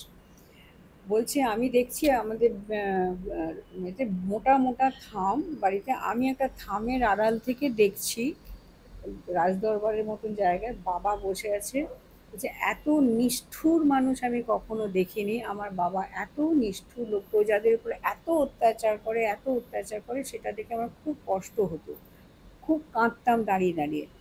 আর একটি ছেলে আসতো ওখানে আমার বাবার দরবারে, ও হয় না কর্মচারীদের মধ্যে আর একটা ইয়াং ছেলে আসতো, সে তার মনে খুব মায়া দয়া। বলছে আমার ওই ছেলেটাকে খুব পছন্দ হতে লাগলো, কেন একদিকে দেখছে একটা পুরুষ মানুষ এত নিষ্ঠুর, আবার এই বাচ্চা মেয়েটা দেখছে আরেকটা পুরুষ মানুষের মধ্যে এত মায়া দয়া। এবারে মায়া দয়া হচ্ছে বলে পুরুষ মানুষের উপর খুব মায়া হতে শুরু, মানে ভালো লাগতে লাগলো। এবারে ওর বাবা কোনো রকমে বুঝে গেল, যে পুরুষ ওই মেয়েটা ওই ছেলেটাকে মনে মনে পছন্দ করে। হুম। তখন বাবা বলছে যে আমি দেখছি ম্যাডাম, আমি দেখছি ঘোড়ার গাড়িতে পেছনে দড়ি লাগিয়ে ছেলেটাকে বেঁধে টানতে টানতে নিয়ে যাচ্ছে, যতটা মৃত্যু কষ্ট পায় ওকে যখন নিয়ে যাচ্ছে, তখন আমার তখন আমি ছুটছি ওকে বাঁচানোর জন্য, মানে বেরোবার চেষ্টা করছি বাড়ি থেকে। তখন ওর মা বলছে, আমার মা বুঝতে পারলেন এই যদি বেরিয়ে যায় তাহলে তো রাজা একেও শেষ করবে। বলছে তখন মামার মা, মানে রানীমা যিনি ছিলেন, উনি তখন বললেন যে তুই একলা যাস না, তুই আমার সঙ্গে চল, তাহলে তোর বাবা বুঝতে পারবে না, তুই আমার সঙ্গে চল, তুই ওকে দেখতে যাচ্ছিস তো, চল আমার সাথে চল। এবার ওকে যখন নিয়ে গেল ওখানে, বলছে ততক্ষণে ওকে, বলছি যে তখন ম্যাডাম ওই জুতোর তলায় কাঁটা থাকতো, ও বলছে যে সেই কাঁটাটা দিয়ে মেরে মেরে মেরে ওকে একটা বস্তাতে পুরে ওই সমুদ্রে ছুঁড়ে ফেলে দিল। যেই ফেললো, মেয়েটা বললো আমি তখন সুইসাইড করলাম ওই জলে, অজিত আমিও আসছি তোমার কাছে। ও তখন যেই ওকে ফেললো, ওকে আর কেউ আটকাতে পারলো না, ও একদম সুইসাইড করলো, যে ও যাচ্ছে ওর সঙ্গে সঙ্গে আমিও শেষ হয়ে যাব। এইবারে ব্যাপারটা হচ্ছে কি, এ মাঝে মাঝেই স্বপ্ন দেখে, বিয়ের আগেও স্বপ্ন দেখে, এখন ওর হাজবেন্ডের নাম যেটা, সেই হাজবেন্ডের নাম, সেই আগের হাজবেন্ড আগে বলছে আমি আসছি তোমার কাছে, আমি আসছি তোমার কাছে, এই কথাটা বলি আর আমার ঘুম ভেঙে যায়। ওই যে ঝাঁপাতে ঝাঁপাতে ওই কথাটা বলেছিল মেয়েটা, আমি আসছি তোমার কাছে। বলছে যখন আমার বিয়ে হলো দেখলাম একই নাম আমার হাজবেন্ডের। বলছে এখন আমার মনে হয় হাজবেন্ডকে হারানোর একটা ভয়। আমি বললাম আচ্ছা তুমি যেগুলো দেখলে, হুম। এবার তুমি কীরকম ফিল করছো বলো। খুব ভালো দেখলো। বললো প্রথমত ওই যে জলে ডুবেছিল না, জলে ডুবে কি হয়, দম বন্ধ হয়ে মারা যায় তো, ওই জলে ডোবাতে দম বন্ধ কষ্ট, সেটার কষ্টটা ওর একটা কেটেছে, বুকে চাপ সৃষ্টিটা কেটেছে, মনটা অনেক হালকা হয়েছে, এটা পর্যন্ত ঠিক থাকলো। ও যে ছোটবেলায় দুর্গা বাড়ি যে বাড়িটাতে ও ছোট থেকে বড় হয়েছে, সেখানে ওর মধ্যে একটা কিছু আছে, মেয়েটার মধ্যে ও একটু কিছু দেখতে পায়। বলছি ম্যাডাম আপনার কাছে এটা দেখার পরে আমি এরকম বসে আছি, হঠাৎ আমি চোখ তাকিয়ে কিন্তু বসে আছি, এই নয় যে আমি ঘুমোচ্ছি বা কিছু, হঠাৎ আমি সিনেমার মতো যেন হঠাৎ আমি কিছু দেখতে শুরু করলাম, যে এই যে মানে যে জায়গার কথা আমি বলছি, ওখানে ওদের মা মহামায়ার মন্দির একটা কিছু আছে, কর্ণগড়। আমি আসলে গল্পটার মধ্যে কে রাজীব কে অজিতকে ভুলে যাচ্ছি। তো রাজীব হচ্ছে ওর এখনকার হাজবেন্ডের নাম, এবং গোয়াতে যখন গিয়েছিল সেখানকার যে হাজবেন্ড তারও নাম ছিল, সেই বয়ফ্রেন্ড তারও নাম ছিল রাজীব। তখনও বলেছিল রাজীব আমি আসছি। ওইটাও এখনো বিয়ের আগেও স্বপ্ন দেখতো, রাজীব আমি আসছি। মানে এবার ওই যে ওনার বাবা যে মানে জলে ফেলে দেয়, হ্যাঁ, তখন রাজীব বলে ওনাকে চেনে। হ্যাঁ, ওর রাজীব ছেলেটার নাম ছিল। আর ও ওকে। যখন ওকে ফেললো তখন এ সুইসাইড করলো, হুম। যে আমিও আসছি তোমার কাছে। এবং ওই বলছে মাঝে মাঝে আমার বিয়ের আগেও আমি স্বপ্ন দেখতাম যে আমি রাজীব আমি আসছি বলতাম, আমার ঘুম ভেঙে যেত যে আসছি, তারপর দেখলাম বিয়ের পরে দেখলাম এ রাজীব নামে, আমার হাজবেন্ডেরও নাম রাজীব। হুম। আচ্ছা, এবারে ও বলছে যে আমি এরকম দালান বাড়িতে বসে আছি এখনকার সময়, এটা আমার পাস্ট লাইফ দেখার পরে, বলছে আমি দেখছি যে এরকম কর্ণগড়ের আমাকে দেখানো হচ্ছে, যে এরকম মেদিনীপুরে একটা জায়গায় কর্ণগড়, সেখানে মায়ের মন্দির আছে। সে কর্ণগড়ে যিনি রাজা ছিলেন, ওই রাজার এ দুটো বউ ছিল। ওইখান কর্ণগড়ের রাজার দুটো বউ ছিল, তার মধ্যে এ ছিল ছোট বউ, এর নাম ছিল রানী শিরোমণি।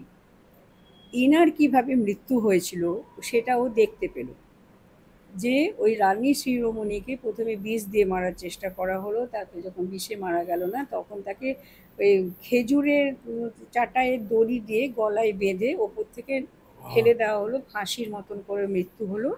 তারপরে তাকে একটা বস্তায় বেঁধে দিয়ে একটা কোথাও ফেলে দেওয়া হলো। তখন ওই যে মহামায়া যিনি মূর্তি যার আছে ওখানে, মায়ের যে মূর্তি ওখানে আছে, তিনি ওকে স্বপ্ন দিয়ে বলেছিলেন যে তুই আসিস, এসে আমার কাছে কিন্তু দেখা করিস, আমার মন্দিরে তুই আসিস। এই গিয়ে ওই মায়ের মন্দিরে যায়, এই পুজোর সময়তে যায় মায়ের মন্দিরে গিয়ে ওখানে মাথায় ঠুকে আসে, এবং ওখানকার লোকেদেরকে বলে মায়ের মায়ের বলাতে আমি এখানে এসেছি। তখন জানতে চাইলো কিসে কি বলেছেন মা, তখন বললো এরকম এরকম ব্যাপার, আমি এই রাজার রানী ছিলাম, ছোট রানী ছিলাম এখানকার, আর এরকমভাবে আমার মৃত্যু হয়েছিল, আমাকে মারা হয়েছিল, মেরেছিল কে না দেওয়ান সাহেব যে ছিলেন রাজবাড়িতে, এই দেওয়ানের যে বউ, সে তখন একে মেরে রাজত্বটা নেবার চেষ্টা করেছিল। এটা ছিল তার গল্পটা। আমি বললাম যে তুমি বলছো এদিকে যে মা তোমার ছোটবেলা থেকে মায়ের পুজো করছো, তোমার তাহলে এত এত অত্যাচার তোমার উপর হলো কেন? সেটা তুমি কখনো মাকে জানতে চেয়েছো? কেন? আমি যা বলছি না, মা ছিলেন, মা পাশে ছিলেন। হলো ও যেহেতু সুইসাইড করেছিল আগের জন্ম, বলে না আত্মহত্যা মহাপাপ, ও যেহেতু সুইসাইড করেছিল বলে সেই জন্য ওকে এই ভোগান্তিটা করালেন মা। আর এই জন্মে তুমি কি আরামে আছো? বলে এই জন্মে আমি খুব ভালোভাবেই আছি, এবং যিনি আমাকে গলায় দড়ি দিয়ে সে দেওয়ানের যে বউ ছিলেন, তিনি আমার এই জন্মে একজন খুব ক্লোজ আত্মীয়, আমি নামটা বলছি না এখানে, খুব ক্লোজ, এবং তিনি হাঁপানি রুগী হয়ে আছেন। অ্যাস্তমা বলে যেটাকে, হ্যাঁ, অ্যাস্তমা। হ্যাঁ, এই যিনি ওর এই গলায় দড়ি দিয়েছিল সে তার আস্থামার প্রবলেমে খুবই ভুগছেন উনি। আর আমি বললাম যে তোমার তোমার কি, তুমি তো গলায় দড়ি দিয়েছো, তোমার কি? বলছে আমার এখনও মনে হয় কিছু খাবার খেতে গেলে গলায় আটকায়, কোনো সব রকম টেস্ট করেছে, কোথাও কিচ্ছু আমার হয়নি, কিন্তু আমি এখানে আটকাই, কিন্তু আমি নিজে খুব শান্তিতে আছি। আরেকটা কথা আমাকে মজার কথা বলেছিল মেয়েটা গোয়া দেখার আগে, যে আমার যখন 2-2.5 বছর বয়স, তখন আমি, এখন যে ওর শ্বশুরবাড়ি, ওই যে শ্বশুরবাড়ির পাশ দিয়ে যখন আমার মা আমাকে কোলে করে নিয়ে যাচ্ছে 2-2.5 বছরের বাচ্চা, ওই বাড়িটার পাশ দিয়ে যেতে গেলে আমি কাঁদতাম। ওটা কেন আমাকে দেখান? আমি বললাম এবার তুমি দেখো যে তুমি ওই সময়টাতে কেন কাঁদছে, তুমি ছোট একটা 2-2.5 বছরের মেয়ে একটা বাড়ি দেখে কাঁদবে, সেটা এখন তোমার শ্বশুরবাড়ি হয়েছে, তো তো তুমি তো ভবিষ্যৎ দেখতে পেতে না, তাহলে কি কেন কেঁদেছিলে?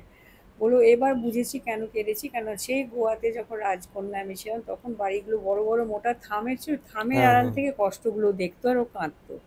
আর এইবার ওই শ্বশুর বাড়িটাতে না মোটা মোটা থাম পিলার, ওই পিলারগুলো দেখলে ও ওই জন্মে বোধহয় পৌঁছে যেত, নিয়ে কাঁদতো, ওই কান্নাটা আসতো। মানে আর জানো যখন বাচ্চারা জন্মায় 5 থেকে 6 কি 6-7 বছর পর্যন্ত কিন্তু ওদের ওই মেমোরিগুলো থাকে পাস্টে কিছুটা, সেই জন্য অনেকে বলতে পারে। তারপরে আস্তে আস্তে আস্তে চলে যায়, তো 2.5 বছর তো বেশ ভালো মতন মনে হবে। বলছে আমার মা আমাকে কোলে নিয়ে যেতে যেতে যেই থামের বাড়িটার পাশে আসতে থাকবেন তখনই আমার চোখ দিয়ে ঝরঝর ঝরঝর করে জল পড়তো, অন্য কোথাও না। ওটা ওর খুব জানার ইচ্ছে ছিল, কি তখন ওকে আমি দেখালাম যে চলো তুমি দেখো, তোমাকে তো নিয়ে যেতে হবে সেই সময়টা, কিসের সঙ্গে তোমার রিলেটেড ছিল এটা। তখন দেখলো ওই যে আমি থামের আড়ালে দাঁড়িয়ে কাঁদতাম কষ্ট দেখে লোকের, ওই কষ্টটা আমার মনে পড়ে যেত ওই থামটাকে দেখলে, তাই আমি কাঁদতে শুরু করতাম। আর 2.5 বছরের মেয়ের মধ্যে কেউ বুঝতে পারছে না কেন কাঁদছে, এটা থাম দেখে, ওখানে ভয়েরও ব্যাপার কিছু না কিছু না। কিন্তু মেয়েটা নিজে বললো আমি এখন খুব ভালো আছি। আমি বললাম দেখো তুমি যে গল্প বললে কর্ণগড়ে তুমি রানীমা ছেলে ওই ছিলে, তো তুমি বললে, এবার আমি বললাম তুমি তোমার নাম বলতে বললে, আমি সব বললাম, এবার তো তোমাকে নিয়ে এটা অনেক অনেক কিছু বলতেও পারে, সেখানে কিন্তু আমি নেই। বললে আপনি আমার ফোন নাম্বার দিয়ে দেবেন, আমি তাদের সঙ্গে কথা বলবো। বাবা, ওরা একটা মানে একটা ইন্টারেস্টিং ওনার মধ্যে যে আমার ব্যাপারে কেউ বলবে, ও এটা বলবে, উনি আর চান। না ইচ্ছে মানে কি ও এত সুন্দরভাবে ব্যাপারটা দেখেছে, মা কাউকে দর্শন দিচ্ছে, মা কাউকে, আমরা দেখো এখন কিন্তু এই পাস্ট লাইফে এগুলো করতে করতে কিন্তু আমরা বুঝতে পারছি যে একটা কোনো এনার্জি তো আছে, হুম। আমরা বুঝতে পারছি না, সামনে দেখতে পাচ্ছি না, যারা দেখতে পাচ্ছে তারা লাকি, আমরা দেখতে পাচ্ছি না। আমি ভাবতে পারি যে আমি সত্যি কথা বলতে আমি ওরকম করে একবার দিব্য দৃষ্টি সামনে চলে এলো, আমার কিন্তু কোনোদিন এরকম হয়নি। কিন্তু আমি আপনার তো নিজে পিএলআরও দেখেননি? পিএলআর দেখিনি, কিন্তু যখন আমি যখন ডক্টর তৃপ্তি জৈন হুম, যখন হুম। কলকাতায় এসেছিলেন, আমি 2018-র কথা বলছি, তখন উনি একসাথে 21 জনকে দেখানো করেছে, যে 1-to-1 সেশন ছিল না। তখন কিন্তু আমি প্রথম দিনটাতে যেমন প্রচণ্ড চেষ্টা করছিলাম যে আমি একটা কিছু দেখবো কিছু দেখবো, তখন আমি আমার তখন মনে হয়েছিল ওটাকে আমি জবরদস্তি কোনো সিনেমা দেখে ভাবার চেষ্টা করছিলাম, আমি ভাবছিলাম হ্যাঁ। খুব আবছা ভাবার চেষ্টা, একটা আবছা মনে হয়েছিল যে আহ, আমি একটা মৃত্যু, ওনার একটা অদ্ভুত কায়দা আছে ডক্টর তৃপ্তি জৈনের ধরনটা, আর আমাদের ধরনটা একটু আলাদা। ডক্টর তৃপ্তি জান আমাদের বলতেন যে তুমি চিন্তা করো, তুমি ওপরে উঠছো, তুমি ওপর থেকে নিচের দিকে তাকাও, ওখানে একটা জঙ্গলে তোমার ডেড বডি পড়ে আছে। এবার তুমি এখনকার তোমার সোলটা নিয়ে গিয়ে ডেড বডির সঙ্গে মিশে যাও। এবার ও যখন উঠবে তখন ওটা তোমার জীবনী তুমি দেখা শুরু হবে। এটা ছিল ওটা হচ্ছে ডক্টর তৃপ্তি জানের টেকনিক। আমি যেমন ডক্টর এন কে শর্মার টেকনিকে করছি, যারা ডক্টর তৃপ্তি জানের কাছে শিখেছে সে সেই অনুযায়ী টেকনিকটা করবে। এবারে আমি যখন দেখছি যে আমি দেখছিলাম যেটা, আমি দেখেছিলাম একটা আমি সোলজার মতন ছিলাম, আমি যুদ্ধক্ষেত্রে আছি, যুদ্ধ করছি, এবং যুদ্ধ করতে গিয়ে আমার যেটা দেখেছিলাম যে আমি ঘোড়ায় চড়েছি, আমি এগোচ্ছি, আমার পিছনে অনেক সোলজার, বিরাট যুদ্ধ হচ্ছে, আমি যে দিকে তাকাতে গিয়েছি একটা তরোয়াল এসে আমার গায়ে পড়ে, আমি পড়ে যাই। এটা আমি হালকা একটা দেখেছিলাম, কিন্তু আমি এটা বিশ্বাস করিনি। পরে যখন আমার স্টুডেন্টরা যখন একে অপরের দেখা শুরু করে, তারাও আমার ঘটনাটা জানে না, কিন্তু আমার নিজের অ্যাটিটিউডের মধ্যে আমি একটা জিনিস বুঝতে পারি যে আমার একটা লিডারশিপ ভাব ছোটোবেলা থেকেই ছিল। আগে আগে এগিয়ে যাওয়া, সব কিছু আগে আগে আগে আমি বলবো, আমি তোমাদেরকে চালনা করবো, এরকম একটা ব্যাপার। সেই জন্য আমি এখনও কারো অধীনে কোনো চাকরি করার কথা ভাবি না যে আমি কারোর অধীনে চাকরি করছি, আমি এরকম একটা হতো। কোনো গর্বের ব্যাপার না, কিন্তু অধীনের থাকাটা মানে যদি মনে করো আমি একটা ব্যবসা করছি, তো আমি তার হেড না, আমি কারোর নিচে আমাকে কেউ শাসন করলো আমি করতে পারবো না, এরকম আমার মনে একটা হতো। তা আমি তখন জিজ্ঞেস করলাম যে খুঁজে দেখো তো আমার জীবনটা এরকম কেন। ওই ঘটনাটা বলে দিল, আপনি একটা সোলজার ছিলেন, আর জুতোটা পর্যন্ত বলে দিল, আমি জুতো মানে দেখেছিলাম। ঘটনাটা আমরা শুনেছি, ও শোনেনি। মানে পডকাস্টে আমরা শুনেছি হ্যাঁ, ঘটনাটা। পডকাস্টে আমি অন্য জায়গায় শুনেছি, কিন্তু আমি যখন আমার স্টুডেন্টকে বলছিলাম যে হুম, আমার এরকম ধরনটা কেন দেখো তো, তখন বললো যে এরকম আপনি ওখানে সৈনিক ছিলেন লিডার এরকম। একটা ব্যাপার। পুরো জিনিসটা আমি যেটা দেখেছিলাম তখন তাহলে আমি ঠিকই দেখেছিলাম, ঠিকই দেখেছিলাম। না আমি যেমন স্পিরিচুয়াল লাইনে কেন এলাম, আমি যদি জিজ্ঞেস করতে, তখন ওরা খুঁজে বের করবে, যখন এই ঘটনাটাকে আমাকে যখন বের করেছে তখন আমি দেখেছিলাম। কিন্তু আমি বলি যে দেখা না দেখার ব্যাপারটা হচ্ছে কি, তোমার না আমার যেমন মন খুব বলে আমার পাশে, আমি জানি যে আমি খুব ভালো এনার্জির সাথে আমি থাকা শুরু করেছি। কোনো কোনো জিনিস এই কদিন আগে 3-4 দিন ধরে আমার না চাবি হারিয়ে গেছে, কিছুতেই চাবিটা পাচ্ছে, এই চাবিটা আমার খুব লকারের চাবি, অমুক চাবি, আমি ভাবছি চাবিটা কোথায় গেল। যেখানে যেখানে রাখার কথা সব জায়গায় খুঁজলাম, কোথাও পেলাম না। চুপ করে আমি বসে থাকলাম, গেল কোথায় চাবি, আমাকে বলো। আমি কাকে বলছি জানি না, আমি এটা বলি ইউনিভার্সের কাছে, আমাকে বলো। হঠাৎ আমার কাছে মাথাতে এলো যে এমন একটা জায়গা আছে যেখানে একটা ড্রয়ার আছে, সেখানে আমি চাবিটা রাখতেই পারি না, কিন্তু আমাকে মন বলছে ওইখানে দেখো, ওইখানে দেখো গিয়ে। কালকে রাত্রেবেলাতে আবার যেই ঘরটাতে একটা ওয়াকিং ক্লোজেট বলে যেখানে থাকে, হুম। ওটা বাল্বটাও গেছে ফিউজ হয়ে। আমি রাত্রেবেলায় যখন এতবার মাথাতে আছেন যে না যাই তো, অন্ধকার ঘরে ঢুকলে ড্রয়ারটা খুলে অনেক জিনিস আছে, আমি জাস্ট হাত বোলাতে লাগলাম, দেখি করতে করতে করতে চাবিটা পেলাম, নিয়ে বেরিয়ে চলে এলাম। আমার কি কোনো দেবী দর্শনের দরকার আছে? আমি সামনে দেখতে পাচ্ছি না তো কি হলো? আমার মনের মধ্যে দিয়ে আমার কাছে প্রশ্ন জবাব নেই। কালকে আমি এত অবাক লাগে, মাকে বলছি মা দেখো, আমার হাজব্যান্ডকে বললাম, দেখো বলছি কোথায় পেলাম, যেখানে রাখার কথা না, কিন্তু আমার মন বলছে ওইখানে খোঁজো, ওইখানে খোঁজো যাও। মানে অন্ধকারে গিয়ে ড্রয়ারটা খুলে আমি খালি খুঁজতে লাগলাম, দেখি কি এই ব্যাগ ওই ব্যাগ কি পাচ্ছি, হঠাৎ যেন চেনা কি জিনিস একটা চাবিটা দিচ্ছে। মানে আমি না কিছুক্ষণ বললাম কি বলবো বলো, ছোট্ট ছোট্ট জিনিস। আমার হয়তো খুব একটা খেতে জিনিস ইচ্ছে করছে, আমি এটা খেতে সুইগিতে খুঁজছি, হচ্ছে না, পরের দিন দেখলাম আমার বোন এলো, ওই খাবারটাকে নিয়ে এলো আমার কাছে। মনে হচ্ছে জিনিসটা খুব ছোট, কিন্তু যদি ভাবতে যায় না তখন মনে হবে এমন একটা এনার্জি। এটাকে কোনোভাবে বলা হয় যে ম্যানিফেস্টেশন বলা হয়। না, আমি আমি ম্যানিফেস্ট আর কিছু করি না, ম্যানিফেস্ট আমার কাজ করে না, সোজা কথা, সত্যি কথা বলছি। ল অফ অ্যাট্রাকশন আমি শেখাই লোককে, হ্যাঁ। বলো বলো যেটা চাইবো সেটা সেটা কিন্তু হয়, লোকের হয়, কিন্তু আমার ক্ষেত্রে হয় না দেখি। তখন আমি ভাবি কি না, কিচ্ছু বলবো না, যা ইউনিভার্স দিচ্ছে ছেড়ে দাও ভাই, যা হওয়ার হবে। এমন আমি এখন কদিনের জন্য আমি একটা স্বপ্ন, আমার একটা পূরণের ব্যাপার ভেবে রেখেছি।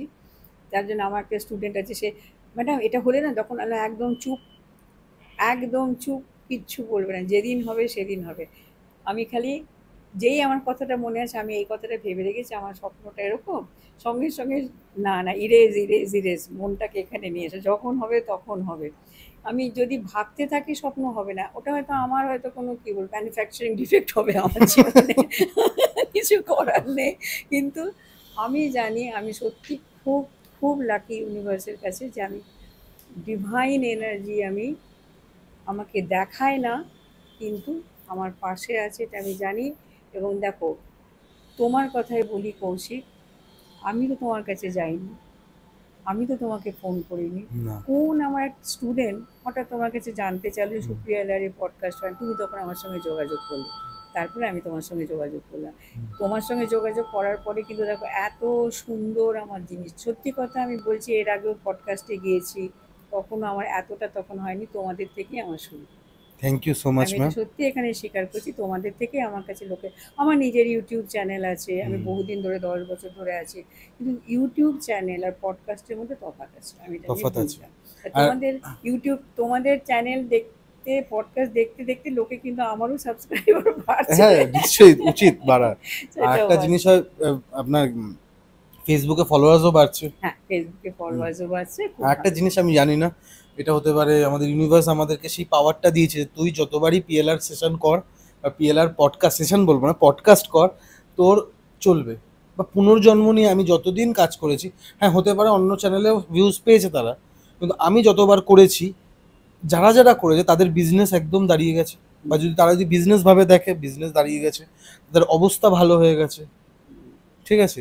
এবং আমিও সেই রকমভাবে একটা প্রশংসা পেয়েছি, মানে আপনি যেমনি প্রশংসা করলেন কেকে পডকাস্টে, খালি আমি একা না, আমার সাথে আমার তুমি, ভাইও তোমার আছে। ভাই, তোমার ঠিক আছে, এই দুজনেরই দুজনেই আমরা একসাথে। একসাথে কাজ করছি।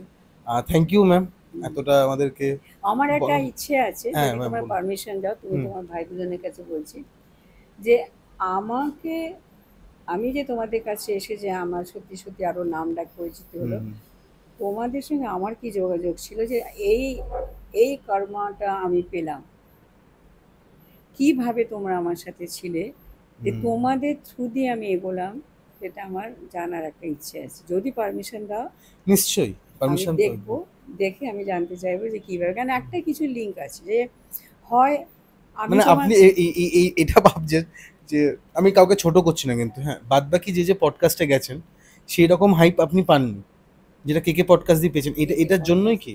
এই জন্য আমি বলছি কেকে পডকাস্টে, মানে কদিনের মধ্যে যেভাবে পেয়েছে, একটা হয় ধীরে হুম। ধীরে ধীরে ধীরে এগোচ্ছে, আমি আরও জায়গায় এগোচ্ছি, সেখানেও ধীরে ধীরেই এগোচ্ছে, কিন্তু ছুটির সময় যখন কারো হ্যাঁ। দেখার কথা নয়, তখন যেভাবে মানে তুমি যেই পোস্ট করলে তার কিছুক্ষণের মধ্যে 5,000 6,000 লোক শুরু হয়ে গেল দেখতে। আমি হ্যাঁ। তখন স্টেশনে আমার মাকে আনতে গিয়েছিলাম, আমি তখন আর দেখার সুযোগ পাচ্ছি না, তুমি আমাকে পোস্ট করেছো, আমি তখন ভাবছি করতে করতে যখন গাড়ি করে আসছে না, দেখি তো তারই মধ্যে 3,000 হয়ে গেছে দেখা। আমি বললাম এত স্পিড, এত স্পিডে লোকে দেখা শুরু করলো, দেখছে না, জাস্ট স্কিপ করছে, তারপরে যখন কমেন্ট আসতে লাগলো, ফোন হুম, আসতে লাগলো, হুম। তখন যে না, দেখছে লোকেরা, দেখেছে লোকেরা, তখন আর ভালো না। দেখো অন্যরাও করছে, আমি অন্যান্য বড় বড় পডকাস্টে দেখবো, এখন আমি লক্ষ্য রাখছি যে দেখি তো একটা কোনো ভালো কাউকে ডেকেছে, তারও তো আজকে পোস্ট করলো, আমি দেখতে চাই কালকে কতজন দেখলো তার। এখানেই বোঝা যায় যে কার দিক, কোন পডকাস্টকে লোকে বেশি পছন্দ করছে। আর তোমাদেরটা মানে আমি পুজোর ছুটিতে আমি অবাক হয়ে গেছি সত্যি। আর আমার পুজোর ছুটিটা মারা গিয়েছিল যে আমি ফোন নিয়ে আমি আর পেরে সরি উঠছিলাম ম্যাম, না, সরি। একটা আমার পুজো, গলা বসে গেছিল। একটা পুজো নষ্ট হয়ে যাবে, সব কটা পুজো আপনার পরে না ভালো না না, যাবে না। পুজো নষ্ট তো আমি চাইছি ছুটির দিনে তুমি আমার রিলিজ করবে, ছুটির দিনে। ছুটিতেই লোকে দেখে, আমি তোমাকে বলছি রিল্যাক্স আর করে একটা বাড়িতে জিনিস আমি বসে মনে দেখো। করি, আহ, আমি জানি না আপনি কিভাবে ভাববেন না, আমি যতদিন ধরে অ্যানালাইসিস করছি আমার কাজে বা ইয়েতে, ফেমাস হওয়া, ভিউজ পাওয়া এটা কপালের ব্যাপার। হ্যাঁ, সে তো নিশ্চয়ই। ঠিক আছে। কপাল মানে আমি আমার নিজের মনে করি 90% ভাগ্য, 10% তোমার কর্ম। তুমি যতটা খাটবে তোমার কাজ হবে। তোমার ভাগ্য খারাপ থাকলে ম্যাম আপনার থেকেও ভালো কথা অনেকে বলে গেছে। ঠিক আছে। অনেক ভালো জ্ঞান দিয়ে গেছে, তাদের ভিউজই হয়নি। তার মানুষ চায়ই না সেটা। কন্টেন্টের ব্যাপারে আমি সাইড করছি, হ্যাঁ এটা আধ্যাত্মিক পিএলআর লোকে জানতে চাইছে, তো সেটা আমি না, কিন্তু মানুষের না একটা কপালের ব্যাপার আছে।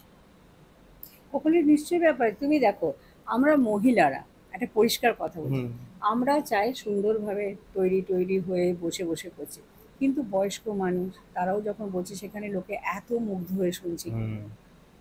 এটা হচ্ছে অরা, আর তার কথার হ্যাঁ, ধরন। হ্যাঁ, হ্যাঁ, হ্যাঁ। থ্রোট চাকরা, হুম আমরা বলি না যেখানে কমিউনিকেশন সেন্টার, মা সরস্বতীর হুম জায়গা, হুম হুম এটা কার কতটা ভাগ্যে আছে সেটাও একটা ব্যাপার আছে।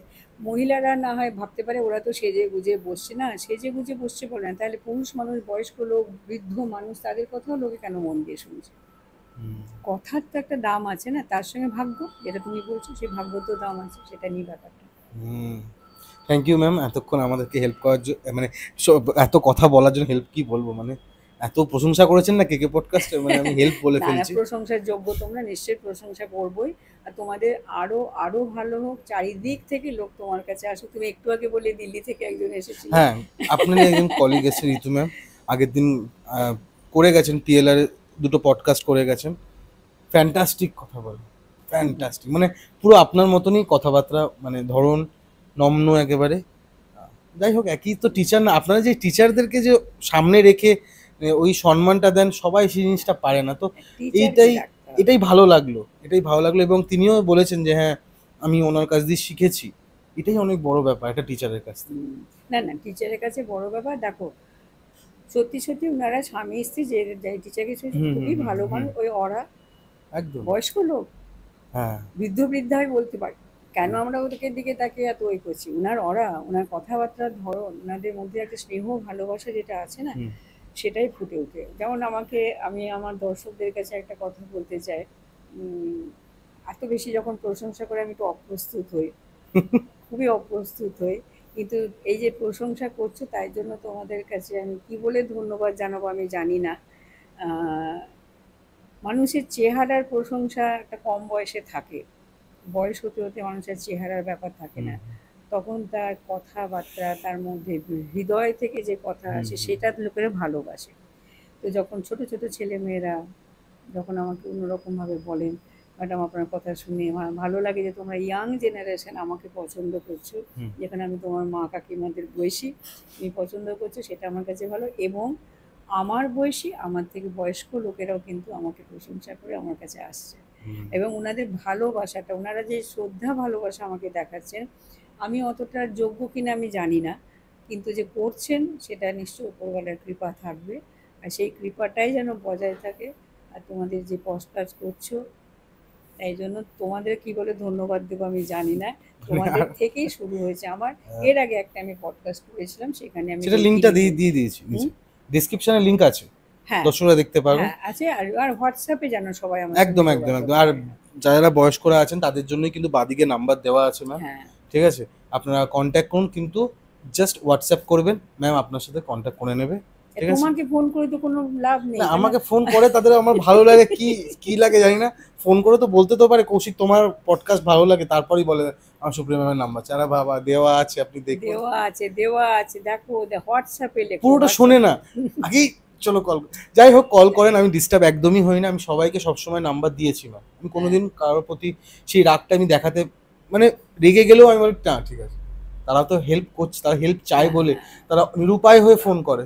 তোমাকে দিয়ে খুব ভালোবাসে, তোমারও তো প্রশংসা করে, না তোমার নেই, কে, আর ছাড়ুন তোমার এইসব বিষয়। কৌশিক তোমার ভালো হোক, এসবও তো লোকে বলে হ্যাঁ, দেখেছি। সেটা আশীর্বাদ করেন তারা, হ্যাঁ, আমি সেটার জন্য খুব থ্যাঙ্কফুল। এতটা এগিয়েছি, 20,000 সাবস্ক্রাইবার হয়েছে ম্যাম আমাদের, হুম, এটাও অনেকটা বড়। আর দীর্ঘায়িত করবো না, আপনাদেরকেও বেশি মানে আরও কিছু বলতেও চাই না। আর আমি আপনাদের হোস্ট কৌশিক সেন। আজকে আমাদের ম্যাম সুপ্রিয়ার ম্যাম, সুপ্রিয়া লাহিড়ী ম্যাম, আর ক্যামেরার পেছনে অ্যাজ ইউজুয়াল কিংশুক সেন। নমস্কার ম্যাম। খুব ভালো থাকে।